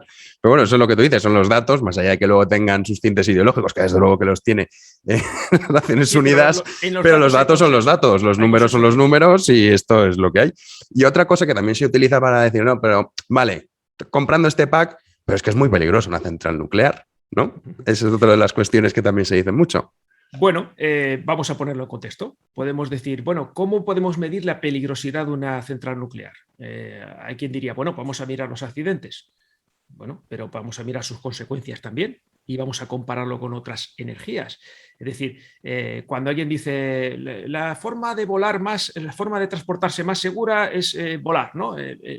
La aviación, el avión es el medio de transporte más seguro. Y alguien dice, bueno, pero yo me acuerdo del accidente de Palomares que murieron 500 personas. Bueno, vamos a ver, pero vamos a ponerlo en contexto. Comparamos el número de viajes, kilómetros transportados, y lo comparamos con otros medios de transporte y vemos que volar es el medio de transporte más seguro según los datos científicos. Bueno, pues pasa lo mismo con la energía nuclear. Hay diversos estudios que unos lo ponen en el primer lugar, otro en el segundo, otro en el tercero, pero es una de las formas que menos muertes ha causado de producción de electricidad por energía generada, que eso es muy importante, es un matiz muy importante. hay que considerar muertes por energía generada, porque así consideramos qué pasa con el carbón durante todos estos años o qué pasa con la energía eólica en los últimos años. No podemos comparar, energía eólica no había en los años 20 para producir electricidad, sí para moler cosas, pero no para producir electricidad. Entonces hay que comparar por energía generada. Bueno, pues la energía nuclear está en los primeros puestos, incluso en alguno de ellos por encima de las renovables. A alguien le puede sorprender que, bueno, ¿y cómo muere la gente por un panel solar? Bueno, pues hay mucha gente que cae, desgraciadamente, de tejados instalando paneles solares. Es decir, la siniestralidad laboral en las energías renovables es todavía mucho mayor que la energía nuclear. Seguramente, primero, porque hay más experiencia en centrales nucleares y porque luego también es una cuestión, aparte de humanidad, evidentemente, de imagen. Es decir, a una central nuclear no le interesa que una persona se le caiga de un andamio porque lo van a achacar a lo peligroso que es la central nuclear, ¿no? Y entonces, eso, digamos, estoy hablando de los que mueven los grandes números, ¿no? Los que trabajamos con los que se pueden caer de un andamio. Yo no me quiero ir con ese cargo de conciencia a casa, ¿no? Entonces, yo lo que quiero es que a nadie le pase nada. De hecho, sabes que tengo un capítulo en mi libro que se llama Que nadie se haga daño. Para mí es una prioridad que nadie se vaya a casa con ningún tipo, ni aunque sea con una torcedura de tobillo, ¿no? Entonces, la energía nuclear es una de las energías más seguras, teniendo en cuenta incluso los accidentes nucleares. Solo te daré 2 pistas o 3. 0 muertes en el accidente de TMI en 1979 en Harrisburg, Pensilvania, Estados Unidos. 0 muertes por radiactividad. 0 muertes en Fukushima por radiactividad. 3 fusiones de núcleo sin ninguna muerte por radiactividad. Han pasado 10 años, no ha aumentado la incidencia del cáncer, no se espera que aumente y no ha habido ni una sola muerte por radiactividad. Y en el peor de los casos se habla, en el peor de los casos, insisto, de 4.000 muertes por radiactividad en Chernóbil. Que es un dato muy controvertido porque tiene en cuenta daños a dosis extremadamente bajas que no están demostrados. Es decir, se calculan como mucho unas 4.000 muertes, que son muchísimas, evidentemente, pero hay que ponerlas en su contexto. De hecho, en tu libro también, voy a leer literalmente, empiezas un pasaje con que es Chernóbil no es un argumento válido contra la energía nuclear, porque seguramente muchos de los que te estén escuchando, a la cabeza, a mí, el primero, vendría Chernóbil. Y así, bueno, me dice esto, pero Chernóbil. Y tú explicas, leo literalmente, este punto de partida es conocido por muchos. Sin embargo, mi intención con este capítulo, que recomiendo a todo el mundo que compre el libro, es repasar la secuencia de eventos que desencadenaron el accidente de Chernóbil para explicar con argumentos sólidos y desde diversos puntos de análisis, tanto de diseño como de operación, por qué una catástrofe de características similares no se puede producir en las centrales actuales. En las centrales nucleares actuales. ¿Qué es lo que ha cambiado? Imagino que obviamente después, como tú lo explicas, después de ese accidente, ha cambiado mucho la seguridad. Y el otro día estaba Pedro Baños aquí en el podcast, también hablamos un poco de energía y habló de la energía nuclear. Dices que generalmente lo que puede llegar a ser catastrófico es lo que más seguridad tiene, ¿no? Y lo que intentamos que no pase absolutamente nada y por lo tanto lo convertimos más seguro. Una cosa un poco pasa con los aviones, ¿no? Un accidente de un avión, se te van 300, 400, 500 personas. Entonces es como lo más seguro que intentamos hacer los aviones. Entonces, si puedes explicar un poco por qué no podría pasar de nuevo lo de Chernóbil con las centrales nucleares actuales. Tú. Sí, tú. Si estás escuchando en libertad, es gracias a la colaboración de los patronos, miembros del canal de YouTube y suscriptores de iVoox. Vamos, súmate a ellos para que la familia siga aumentando y con ello el programa. Muchísimas gracias. Tanto en el primer accidente que te he comentado de Harrisburg, Pensilvania, TMI, la isla de las 3 millas, sí se mejoró mucho la seguridad después de ese accidente. Después de Fukushima también se ha aumentado enormemente la seguridad en todas las centrales nucleares del mundo, incluidas las de España. Se ha hecho una enorme inversión en mejorar todavía más la seguridad ante eventos no previstos en el diseño. Después de Chernóbil no se hizo nada. ¿Y sabes por qué? Precisamente por eso, porque realmente es un diseño totalmente diferente al nuestro. Es decir, ellos no tenían un edificio de contención como tienen todos los reactores de aquella época y de ahora en España. Es decir, nuestros reactores tienen un edificio de contención que si lo hubiera tenido Chernóbil, muy probablemente no lo conoceríamos. Habría quedado como un accidente local en la Unión Soviética que no se habría detectado en el exterior y que probablemente no habría tenido ninguna víctima mortal o al menos muy pocas, ¿no? Eso ya lo marca todo, eso es una barrera enorme, ¿no?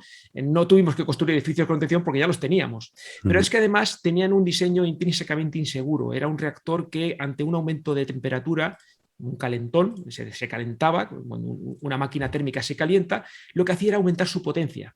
Y al aumentar la potencia, cuando algo aumenta su potencia, lo normal es que se caliente más. Y eso lo hacía muy, muy inestable. Estaba diseñado así para producir plutonio para armamento, era un requisito esencial para esa función. Pero nuestros reactores no están diseñados para producir plutonio y están diseñados concretamente al revés. Es decir, en nuestro caso, si no se nos calienta el reactor, lo que vamos a tener es una disminución de la potencia, es decir, vamos a ir apagando el reactor. Eso hace que no tengamos que hacer ningún cambio en ese sentido, ¿no? Luego ellos tuvieron sistemas de seguridad que bloquearon. Nosotros, aparte de tener más sistemas de seguridad, es que no podemos bloquearlos, no hay un botón, tendríamos que irnos a los armarios y empezar a levantar cables. No podemos hacer eso, además está totalmente prohibido. Es decir, no hay una maneta, un botón que bloquee un sistema de seguridad para que no actúe, ¿no? Eso es una locura y es como decir, bueno, voy a probar mi coche y voy a ver cómo va en curvas y entonces lo que hago es quitarle los frenos. Hombre, pues no hagas eso. Hazlo en un simulador, pero no lo hagas con tu coche porque te vas a matar, ¿no? Bueno, pues un poco intento explicar todo eso con muchos más argumentos. Estos son algunos de ellos, ¿no? Sí, pero bueno, hay que dejar algo para que la gente compre el libro, que es cómo la energía, bueno, no, cómo no, o sea, tú explicas cómo, pero el título es La energía nuclear salvará al mundo. Ese es el título. Yo digo cómo, porque explicas cómo la salvará. Pero entonces, teniendo en cuenta todos estos argumentos que tú estás dando, todos estos datos sobre emisiones de CO2, la capacidad que tiene de generar energía las centrales nucleares, el bajo coste, ¿por qué en Occidente estamos empeñados en dejarla de lado? No Francia, pero muchos países occidentales, o al menos la inmensa mayoría de ellos. Sin embargo, en Asia no están por esto. Hablabas de Francia, esa combinación. También China está muy avanzado en cuanto a energías renovables, pero siempre contando con la energía nuclear. Entonces, sí, ¿por qué hemos entrado en esta locura de no querer hablar, pero para nada, de la energía nuclear y cuanto antes desmantelemos todas las centrales mejor? Bueno, a ver, primero, un matiz. Los países occidentales, no hay una mayoría de países que estén queriendo cerrar sus centrales nucleares. Lo que tenemos es Alemania, España y se habla de Bélgica. Lo demás son rumores de que Suiza a lo mejor podría cerrar, de que Suecia a lo mejor podría cerrar alguna, pero planes claros, Alemania, que está cerrando, eso es evidente, le quedan 6 reactores y para el año que viene acabará de cerrar sus 6 reactores, sustituirlos por gas, porque básicamente es lo que va a hacer, es lo que está haciendo. España tiene un plan de cierre acordado entre las eléctricas y el gobierno que debería empezar en el 2027 y terminar en el 35, progresivo, ir cerrando los 7 reactores que tenemos, va a ser sustituido por gas.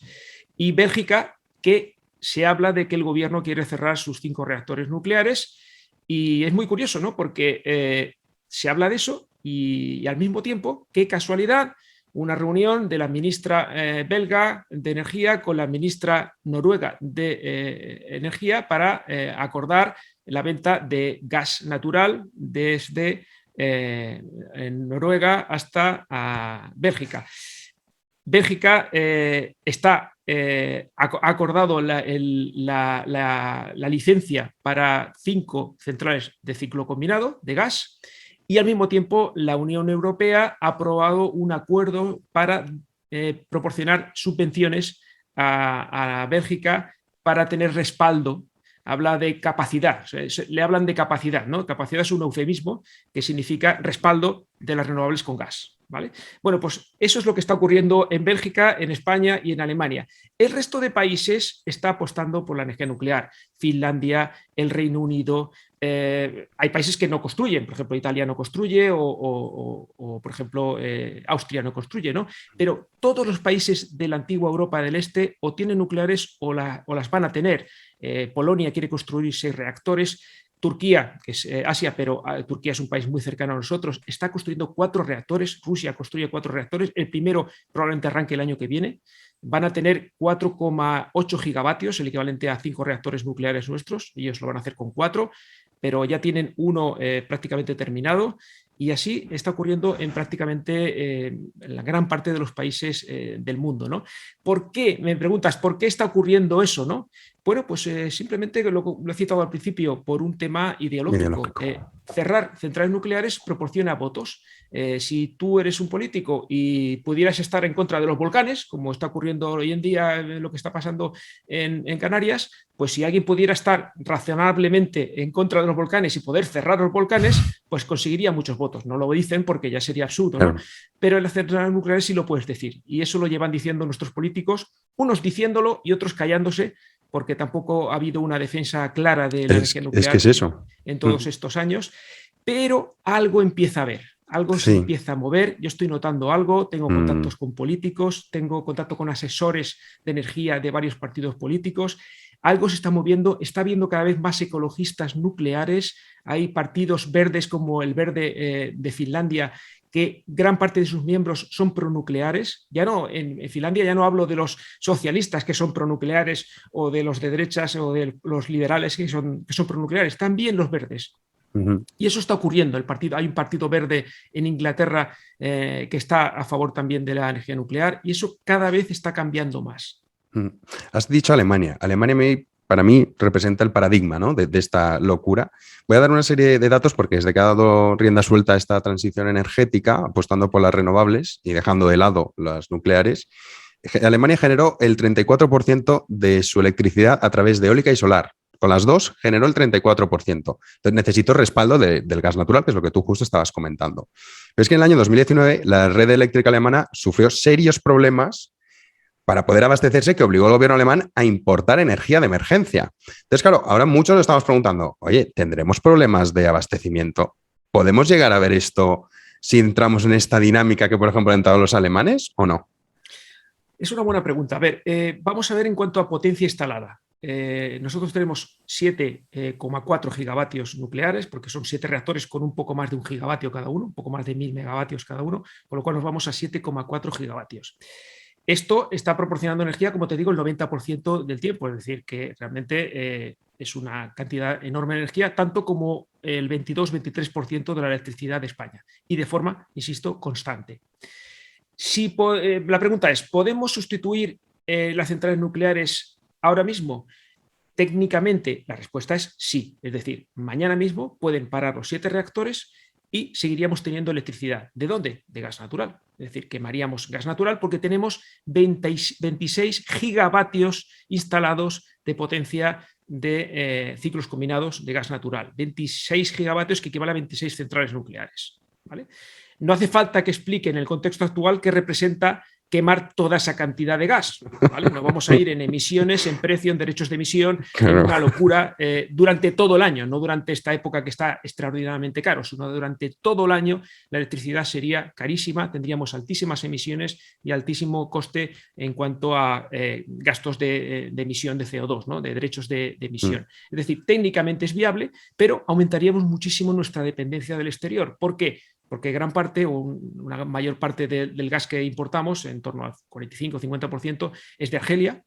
De Rusia no nos viene todavía mucho, pero bueno, Putin dijo el otro día que además no tiene pelos en la lengua y me parece muy bien.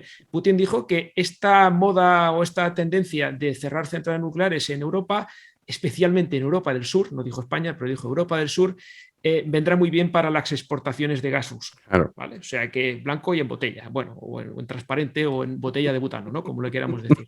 Pero eso es lo que se está viendo y él se está frotando las manos. Como claro. También vende centrales nucleares, como te digo, las está construyendo en Turquía. Pero él te dice, bueno, si no quieres nucleares, yo te vendo gas. En ese sentido no tiene ningún problema. Bueno, pues esa sería la respuesta. Sí se podrían cerrar, no tendríamos teóricamente apagones en ese sentido porque quemaríamos gas. No hay más. Pero tendríamos más emisiones de CO2 y sobre todo el coste que pagaría el ciudadano, que por ejemplo en Alemania en los últimos años, de media, porque tú hablabas, es verdad, ahora estamos en una época que es muy alta, pero de media en Alemania la factura ha aumentado un 50%. Sí, es la electricidad más alta de Europa. Sí, y del mundo, ¿no? Está entre la primera y la segunda del mundo, por ahí anda, ¿no? Sí, no lo sé, del mundo no te sabría decir, pero desde luego de Europa. Hombre, probablemente del mundo también lo sé, claro, porque además, sí, al ser el coste de vida más alto, también supongo que eso también repercute. Pero hay un dato curioso. Eso que te comentaba de las primas a las renovables, esos 6.000 millones que pagamos a través de la factura eléctrica, hay un apartado que habla específicamente de primas, lo pagamos todos, ¿vale? Pero es que Alemania está pagando 4 veces más. Alemania paga 24.000 millones de euros cada año de primas a las renovables. O sea, esa compra de votos para conseguir el apoyo de los verdes a los sucesivos gobiernos lo están pagando los ciudadanos alemanes con la electricidad más cara, entre otras cosas, porque están pagando esas enormes primas. Insisto, yo estoy a favor de las renovables y cada vez necesitan menos primas porque cada vez son más eficientes, pero no nos olvidemos, necesitan respaldo.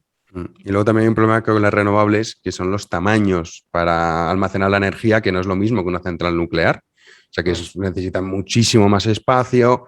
En fin, que es un debate que debería estar en la mesa. O sea, decir, vale, hay un problema, que es este.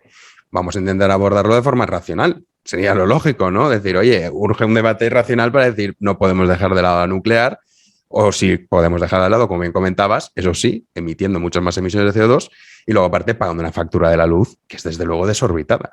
Entonces, bueno, pues oye, Alfredo, muchísimas gracias, ha sido un placer tenerte aquí y de nuevo recomiendo ese libro. Yo es que no lo puedo enseñar, generalmente lo enseño, pero me lo compré en Kindle esta vez, pero lo tienen ustedes disponibles en Amazon, tanto en Kindle como en versión física también, o si no, en su librería habitual siempre recomendamos, si puede ser que vayan a una librería, mejor que mejor. Y ahí tienen todo esto que hemos hablado explicado todavía más y con unos detalles que son muy interesantes, sobre todo de cómo funciona la energía nuclear, una gran desconocida y la cual yo he aprendido mucho. Y bueno, como te decía antes, fuera de cámaras, te cito en el nuevo libro, en ese pasaje que aborda un poco el tema de la energía y el cambio climático, porque de verdad es que es muy interesante lo que cuentas, cómo lo explicas y te ayuda a entender la necesidad de utilizar energía nuclear, de momento, en estos años que nos quedan, hasta que podamos encontrar algún tipo de fuente que sea 100% segura, que no emita nada y que sea barata, pero de aquí a que llegue eso, si es que llega, de momento es lo que tenemos. Así que ha sido un placer, Alfredo. Gracias por tu tiempo y por estar aquí. Igualmente, un auténtico placer. Pues esto fue lo que nos contó Alfredo García. Más allá de ser un buen tipo, es un gran divulgador porque no es fácil explicar la energía nuclear, cómo funciona, y recomiendo que sigan su cuenta de Twitter, Operador Nuclear. Allí tendrán ustedes todos los días su información al respecto. Sobre todo, consigue terminar con ciertos mitos que hay en relación a la energía nuclear y es un tipo que explica muy bien cuáles son las necesidades y teniendo en cuenta la situación que tenemos en Occidente, por qué la energía nuclear es tan importante. Vamos ya con las preguntas de los patronos, miembros del canal de YouTube y suscriptores de iVoox. Los patronos preguntan. Buenos días, Jano. Antes de nada, felicitarte por tus éxitos, por volver a empezar esta temporada también con ese vídeo tan bueno con Baños. Quería hacerte dos preguntas. La primera de ellas es cómo ves el horizonte político en España. ¿Cuándo auguras que sean las próximas elecciones y qué piensas que puede pasar? Y una segunda, ¿dónde podemos ir a que nos firmes tus libros y cuándo va a salir el nuevo? Muchas gracias, un saludo y mucho ánimo. El que tengo que agradecerle a todos ustedes que haga este programa soy yo, porque en realidad que yo esté delante de este micrófono, delante de esta cámara, que pueda hacerlo, es gracias a ustedes que colaboran mensualmente para que este programa vea la luz y se pueda emitir. Dicho esto, en primer lugar no creo que haya elecciones anticipadas, hay gente que no cree esa teoría, yo creo que no es así, además ahora mismo no tendría mucho sentido. Sánchez va a aprovechar que obviamente la dinámica económica va a cambiar, esta pospandemia, que esta es otra cosa, ya deberíamos haber quitado todas las restricciones con el nivel de vacunación que tenemos y los datos que hay, si no las quitamos ya, ¿a qué estamos esperando? Pero entonces, bueno, realmente la economía española sí o sí va a rebotar, que no crecer, que esto es muy distinto, que es lo que mucha gente está vendiendo. No, es que fíjate cómo crece la economía española, no crece, no, está recuperando de la castaña que nos metimos, que es la más dura desde la última guerra civil que sufrimos los españoles. Entonces, bueno, esa bonanza, entre comillas, obviamente se va a vender como éxitos y por lo tanto el tiempo, en este caso, es un aliado de Pedro Sánchez. Y a pesar de ello, yo tampoco, porque mucha gente dice, bueno, Sánchez hay que echarlo, estoy de acuerdo, Sánchez es un peligro y desde luego que es el peor presidente que podemos tener, ya no solo él, sino el tipo de gobierno que encabeza. Pero también hay que preguntarse qué gran diferencia podríamos tener si está casado en la Moncloa. Porque a mí, que esté Sánchez o que esté casado, o llámalo, me da igual quién esté, si realmente vamos a seguir con unos impuestos abusivos, vamos a seguir comprando la retórica feminista, racista, la retórica de la igualdad, la retórica de la redistribución de la riqueza, la retórica del apocalipsis climático, si no va a haber grandes cambios del modelo de país, si vamos a seguir con un sistema de pensiones que está quebrado y que es un auténtico lastre para la economía española, si no vamos a continuar en las reformas laborales que permitan que se pueda contratar a gente de forma mucho más sencilla, si vamos a seguir castigando a los empresarios, si vamos a seguir premiando la mediocridad, realmente, en el ámbito educativo me refiero, aunque esto luego se ve reflejado en muchos ámbitos, realmente, ¿qué diferencia sustancial hay? Entonces, yo no soy muy optimista al respecto, yo creo que eso, para que se dé, se necesita de una voluntad social, no ya política. Y el caso de la Comunidad de Madrid es un ejemplo claro, el caso de Isabel Díaz Ayuso, que se sale en ciertos temas, no en todos, pero que se sale de esa retórica. Algo tan sencillo como, por ejemplo, eliminar todos los tributos autonómicos, los impuestos autonómicos. En el caso de la Comunidad de Madrid, es cierto que no tiene un gran impacto en lo que, porque desgraciadamente, yo saben que yo soy partidario de que las comunidades autónomas tengan capacidad de recaudación, partidario, y de la descentralización, por supuesto que lo soy.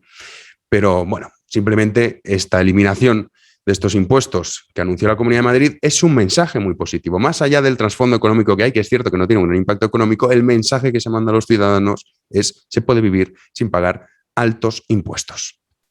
Es cierto que la Comunidad de Madrid debe seguir por esa senda y todavía queda mucho por hacer, pero es el camino adecuado. Y no es casual que la Comunidad de Madrid lidere los rankings en cuanto a crecimiento, en cuanto a empleo, en cuanto a inversión, y no lo haga, por ejemplo, la Comunidad Valenciana o Cataluña. Y respecto a la segunda pregunta, estuve el pasado domingo en la Feria del Libro, que por cierto fue una auténtica locura. Agradezco a todos los que estuvieron allí y sobre todo su paciencia por esas largas colas. Al final nos echaron del recinto, tuvimos que acabar firmando en un banco ahí en el Retiro. Fue una cosa un poco curiosa, pues estas normas y estos dichosos aforos que hay, a las 3 cerraba el recinto, nos echaron, pero al final pudimos firmar a todos. Y yo creo que eso lo podré hacer cuando salga el nuevo libro, que a diferencia del anterior sí que habrá presentaciones.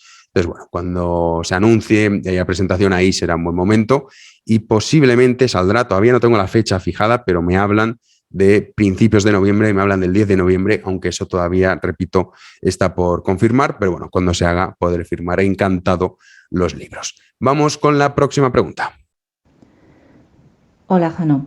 Mi nombre es Maite y quería preguntarte, ¿cuáles crees tú que son los motivos para que se mantengan las restricciones en España? A día de hoy tenemos el mayor porcentaje de población vacunada de Europa, salvo Portugal. Nuestra incidencia acumulada a 14 días es muy baja. Por ejemplo, Portugal está encima de 140 y España por debajo de 79. La ocupación hospitalaria por COVID está en mínimos y, sin embargo, mientras otros países levantan restricciones y obligación de mascarilla, aquí se mantienen interiores y, ojo, también en exteriores, si no se puede garantizar la distancia de seguridad. Esto obliga a niños y adolescentes a llevar la mascarilla 6 o 7 horas al día, incluso en los patios y haciendo educación física. No se hace nada de esto en las escuelas de Reino Unido, de Holanda, de Dinamarca, de Irlanda, Suiza, Suecia, Noruega, Bélgica e incluso Francia hoy ha anunciado que las va a retirar el día 4 de octubre, al menos en educación primaria. Sin embargo, aquí se mantiene, ni siquiera se plantea en un horizonte quitarlas, no se anuncia nada. Esto es una barbaridad, tanto para su socialización, su aprendizaje, el desarrollo del lenguaje y también para su sistema inmune. Sin embargo, parece que no le importa a nadie, ningún medio de comunicación se hace eco y la mayoría de la población tan contenta. ¿Qué crees que hay detrás? ¿Hay intereses económicos? ¿Se usa de control social? ¿O quizás se está esperando el momento adecuado para tapar un nuevo escándalo? Pues nada más, que me gustó mucho conocerte en la Feria del Libro y deseando que salga tu nuevo libro. Un abrazo. Pues muchísimas gracias por la pregunta, Maite. Pues efectivamente, no tiene mucho sentido. Cuando uno ve que, por ejemplo, países como Reino Unido o Dinamarca, que ya han eliminado todas las restricciones, y es cierto, y es que aquí olvidamos una cosa, que el problema no es la infección. El problema es la saturación de hospitales, ni siquiera la letalidad del virus. Es cierto que ha muerto muchísima gente, pero es que esto es lo propio de las pandemias. Desgraciadamente muere gente, en este caso ha afectado muchísimo a la gente mayor, pero es cierto que en cuanto a colapsos de los hospitales, que era el gran problema y que lo dijimos desde el principio, por lo menos aquí en este podcast, como ustedes saben, pues realmente eso ya no se da. Entonces, a partir de ahí, los motivos por los que están aplicadas las restricciones, yo no creo que haya que buscar muchas veces que la propia lógica es la respuesta más evidente. Y es, bueno, si tú tienes una sociedad, como es el caso de la sociedad española, que ni siquiera se pregunta cuándo volveremos a la normalidad, que incluso ya muchos se han acostumbrado a vivir como estamos viendo actualmente, obviamente el poder político dice, bueno, yo no me la voy a jugar, no voy a ser yo el que levante restricciones por lo que pueda pasar, y sobre todo también porque viene muy bien, y en esto comentaba hasta el final de la pregunta, que cuando haya un escándalo político, Lo vimos también cuando nos quitaron la mascarilla para andar por la calle, una medida absurda a todas luces. Yo nunca la he llevado por la calle, como ustedes saben, y muchísimos países ni siquiera han aplicado esta medida en ningún momento de la pandemia, que mucha gente se olvida de lo que ocurre en otros países.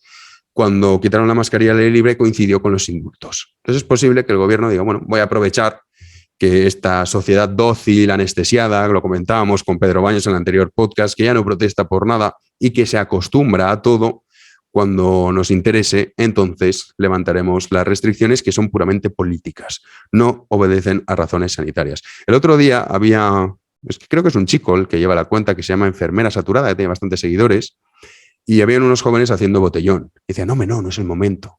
¿Y cuándo va a ser el momento? Estos son, por supuesto, todos estos que ahora están con el relato oficialista, son los mismos que nos decían a principios del año 2020 que estábamos locos diciendo que esto era mucho peor que una gripe y que evidentemente iba a generar problemas y pérdidas humanas, que se podrían haber evitado si hubiésemos hecho caso a los hechos y a los datos y hubiésemos actuado antes. Pero no, ahora estos son los mismos que hacen de una especie de ciudadano vigilante que se dedica a repartir dosis de moralina entre los ciudadanos según la cantidad de mascarillas que lleven en la cara, según la cantidad de restricciones y según la forma de vida que tengan. Hay mucha gente que esto le ha venido muy bien y que de verdad han ganado muchísimo dinero. Estos expertos que van paseando por los platos de televisión constantemente, ¿qué van a hacer cuando esto se acabe? ¿A qué se van a dedicar? Entonces hay mucha gente que necesita estirar esto. Y desde luego las televisiones tienen una gran responsabilidad. Esto ya lo comentamos en anteriores podcasts. Yo me doy cuenta de cómo la gente que consume los programas televisivos tiene un concepto muy diferente a lo que es la pandemia de las personas que no lo hacen. Porque la televisión te vende, desde luego, el desastre. Nunca te dan buenas noticias. Entonces, bueno, realmente lo que hay en el fondo, estas restricciones que deberían haberse terminado ya, porque si no, es que la pregunta es, bueno, si con las tasas de vacunación que tenemos, con la cantidad de hospitales que por suerte no están colapsados, entonces, ¿cuándo va a ser el momento de levantar las restricciones? Entonces, uno dice, no, pues es que ahora viene el invierno. Vale, y cuando se acabe el invierno, porque esto ya hemos visto que el virus no es estacional, entonces, ¿qué? Es que vendrá primavera. Y es que luego vendrá otra vez el verano, que nos movemos y viajamos muchos. Entonces, realmente no tiene ningún sentido que las restricciones, hace ya bastante tiempo, sigan vigentes y sigan más bien viviendo en una histeria que desgraciadamente va a durar mucho tiempo. Hablabas de los niños. Lo que están haciendo con los niños es una auténtica aberración. El hecho de querer imponer la vacunación obligatoria a los menores es una auténtica locura, pero una auténtica locura, simplemente viendo cuáles son los datos y cuáles son los hechos. Aprovecho porque me han preguntado muchos, en este caso preguntas escritas, sobre el tema de la vacuna. Saben ustedes la polémica, ¿no?, que ha habido con Federico, que por cierto aprovecho para decir que una cosa es que yo vaya a su programa una vez a la semana para participar en la tertulia política y otra cosa es que, yo tengo que responder por las opiniones de Federico, que tiene las suyas, evidentemente, en algunas coincidiré, en otras no, como debe ser. Y muchos me han preguntado sobre la polémica, que qué opinaba. En este caso me lo preguntaba Tania, me decía, hola Jano, me gustaría saber qué opinas del vídeo que hay de Federico Jiménez Los Santos contra los antivacunas. Bueno, pues yo lo que he de decir es que yo no estoy de acuerdo, porque yo no estoy de acuerdo, ni soy partidario ni de la vacunación obligatoria, ni tampoco soy partidario de que sea un requisito este apartheid sanitario en el que habitamos para hacer ciertas actividades. ¿Y por qué? Y siempre digo, este debate lo podría entender y podríamos tenerlo si me dijesen que la vacuna que está actualmente en funcionamiento, la que estamos poniendo en Occidente, impide que te infectes o impide que infectes a otros. Pero lo cierto es que se puede dar una paradoja, y es que una persona vacunada puede infectar a una persona no vacunada.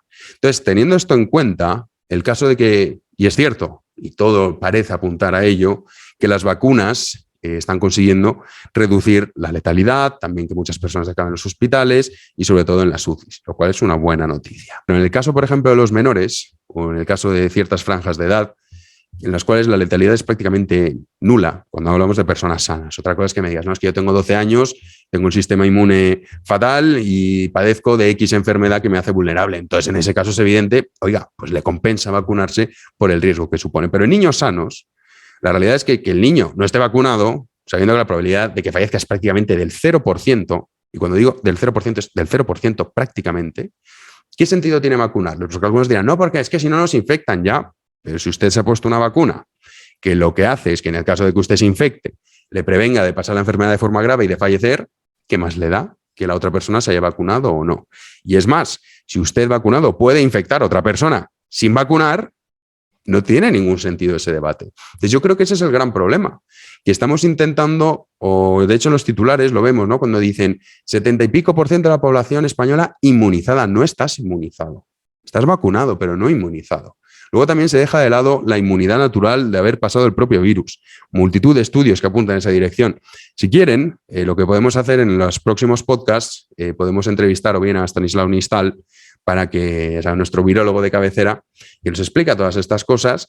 Y no se trata de ser antivacunas. Yo también lo que noto es que hay ciertos sectores que, por ejemplo, los que son muy pro vacunas están deseando que los antivacunas les pase algo malo, y los que son antivacunas están deseando que los pro vacunas se mueran dentro de unos años por haberse vacunado. O sea, es una polarización que realmente a mí me da bastante pena y la que yo no comparto ni por un lado ni por el otro. Yo creo que hay que, pues, en fin, tener sentido común y decir, oiga, yo tengo 75 años, pues lo lógico es que usted se vacune. Oiga, que yo tengo 20 años, ¿qué sentido tiene que usted se vacune? Y si alguno me dice, no, pero es que esto es por la inmunidad de rebaño, que primero era, recuerdan ustedes, nos decían, no era falta ni el 70, con el 50 bastará. Luego nos decían, no, el 70. Ahora nos dicen, no, es que mejor el 100%. Ya, vamos a ver, ¿en base a qué, no? Entonces, realmente, el tema de las vacunas, mucha gente también es cierto que simplemente por el mero hecho de quitárselo de encima como un mero trámite burocrático, se vacuna, pero realmente yo creo que aquí lo que debe primar es la libertad individual. Es decir, oiga, yo me quiero vacunar, vacúnese, póngase las dosis que le dé la gana, como si quiere ponerse viales de cada marca, fenomenal, estupendo, pero las personas que no quieran vacunarse, hay que respetar a esas personas que no se quieren vacunar. Y sobre todo, repito, porque estamos hablando en un proceso en el cual la vacuna no impide que te infectes, y repito, no impide que infectes a otros. Si lo que hace es protegerte de pasar la enfermedad de forma grave, pues oiga, el hecho de que usted ya está vacunado, ¿qué más le da que el de enfrente esté o no esté vacunado? Esta es la gran pregunta. Entonces, claro, el debate ya para mí nace viciado cuando mucha gente considera que una persona vacunada es poco menos que inmortal, que no puede transmitir la enfermedad ni tampoco puede infectarse. No es así. Entonces, bueno, yo en este caso no estoy de acuerdo. Creo que la vacunación debe ser libre y que cada uno decida. Y, por supuesto, estoy en contra, y esto lo he dicho en numerosas ocasiones, artículos, de este apartheid sanitario en el que estamos viviendo, y que luego el caso del Reino Unido lo dijeron, ¿no? El Reino Unido dijeron, no, si es que esto lo habíamos dicho del pasaporte para forzar a la gente a vacunarse, y luego lo habían quitado. Entonces, en Italia ahora también ha hecho lo mismo Draghi. Yo creo que hemos entrado en una especie de histeria, y el caso de China, por ejemplo, también lo refleja. El caso de Australia me parece el país más demente de todos, con diferencia, esta estrategia de COVID-0, que es evidente que no va a funcionar. Entonces, bueno, nosotros lo que tenemos que hacer es no tener ese temor absoluto a la infección. Sobre todo, esto no quiere decir que nosotros tengamos que, bueno, pues vamos a meternos en una sala cerrada sin ventilación 5.000 personas. Hombre, pues no es lo más recomendable, pero también hay que decir una cosa. Esto, con las tasas de vacunación que tenemos, debería llegar. Y la realidad es esta. No sé a qué esperamos para volver a recuperar la normalidad, y sobre todo lo que más me sorprende es la cantidad de personas que ni siquiera se lo preguntan, ni siquiera dicen, bueno, ¿y ahora qué? O sea, ya hemos hecho todo lo que nos habéis pedido. ¿Y ahora qué? ¿Podemos recuperar nuestras vidas o no podemos recuperar nuestras vidas? En otros países lo están haciendo. Sobre todo es muy importante también mirar qué es lo que han hecho otros países, que muchas veces nos olvidamos de eso para ver que, oiga, que no existe una verdad absoluta. No existe una verdad absoluta. Y sobre estudios, tienes estudios de todos los colores, pero de todos. ¿Usted quiere ver que la vacuna es una especie de santo grial? Tienes un estudio. ¿Que usted quiere ver un estudio que diga, oye, la vacuna ayuda mucho? También. Pero claro, esto de no, 2 dosis, bien. No, pero es que la tercera va a ser ya, vamos, el acabose. Realmente, o sea, lo que yo creo es que deberíamos respetar a las personas y que decidan libremente si quieren vacunar o no. Igual que si hay alguien que dice, no, pues yo quiero seguir llevando mascarilla por la calle. Llévela, estupendo. Como cada uno se sienta más cómodo. Pero lo que no puede ser es imponer a los demás una moral o creer que, esto también hay que decirlo, Federico tiene razón cuando habla de los bebelejías, hablaba él en ese vídeo que se ha viralizado. Yo diferenciaría entre dos antivacunas, entre comillas. Unos, los conspiranoicos estos, que sí que están como una chota, que te dicen que esto es Bill Gates, que nos mete un microchip y que con el 5G y todos estos rollos, que eso, bueno, directamente no se puede ni siquiera entablar una conversación. Y los que se muestran escépticos a la hora de que sea necesario una vacunación masiva. Yo creo que hay que diferenciar, o sea, es importante esto. Igual que hay gente que es pro vacuna, y algunos son pro vacuna por otros motivos que no son estrictamente sanitarios, sino porque dicen que, bueno, pues para viajar y tal, entonces pues se vacunan. Entonces, bueno, yo repito, creo que la libertad individual debe ser respetada, sobre todo, y ya concluyo, pero es importante recalcar esto, sabiendo que es una vacuna que no impide que te infectes y que no impide que infectes a los demás. Y por lo tanto, si tú estás vacunado, ya estás protegido para pasar la enfermedad de forma más grave y por lo tanto debería no importar que el de enfrente esté o no esté vacunado. Y él ya asumirá los riesgos que tenga. Y sobre todo España es un país que las tasas de vacunación son muy altas, como comentaba Maite anteriormente en su pregunta, y que además no tenemos el problema que sí que tienen otros países que no quieren vacunarse y que desde luego, pues bueno, eso puede acabar derivando en un colapso hospitalario y en definitiva en el gran problema que ha tenido esta pandemia. No es el caso de España y desde luego las restricciones deberían levantarse y siempre se debería respetar la decisión de cada ciudadano y no crear ciudadanos de primera o de segunda según las dosis que tengamos en nuestro cuerpo. Así que esa es mi opinión, ya la he dicho en muchas ocasiones, pero como me han preguntado varios, quería aclararlo porque esto ya lo escrito en artículos, también en los podcasts lo estuvimos hablando, y esa es mi opinión al respecto. Yo, de verdad, me parece fenomenal que la gente se quiera vacunar y el que no, lo respeto por completo, cada uno que obre según su pensamiento, según su moral, según su ética, según lo que considere que es mejor para él y, sobre todo, esto no va a decir, no, es que eres un insolidario porque no te vacunas. Pero repito, usted me está hablando de una vacuna que no impide que te infectes ni tampoco que usted pueda infectar, estando vacunado, a una persona que no está vacunada. Entonces, bueno, claro, a partir de ahí, el debate no tiene mucho sentido. Si fuese un debate en el cual dices, no, es que la vacuna es 100%, impide que te infectes, pero también impide que infectes a los demás, pero te puede infectar una persona que no está vacunada. Entonces diría, bueno, esto ya, entonces entraríamos en otro estadio que no es en el que estamos. En fin. Veremos en qué acaba todo esto, esperemos que la histeria colectiva se vaya relajando poco a poco y a partir de ahí recuperemos la normalidad, porque esto no tiene mucho sentido. Así que nada, les voy a dejar ya de un programa largo. En esta ocasión hemos tocado muchos temas. Les reitero que este próximo miércoles tendrán el podcast exclusivo los patronos, miembros de este canal y suscriptores de iVoox, y será sobre la historia de China. Subiré la primera parte el próximo miércoles y la segunda parte, abordaremos en la segunda parte otro tipo de... Porque la historia de China la tenemos que dividir en dos, porque si no es imposible. La primera parte, digamos, son los inicios, muy, muy interesantes y además tienen mucho que ver lo que pasaba hace miles de años con lo que pasa en la actualidad. De verdad es que, les digo en serio, no es por nada, pero es de verdad el podcast histórico, yo creo, el más interesante que he hecho desde que comenzamos a realizarlos. Y la segunda parte ya hablaremos sobre la Guerra Civil China, hablaremos sobre la Segunda Guerra Mundial y sobre el periodo de Mao, en adelante también las reformas de Deng Xiaoping, etcétera, etcétera, hasta la actualidad. Como siempre, muchísimas gracias por estar ahí. Nos vemos en una próxima entrega. Hasta luego.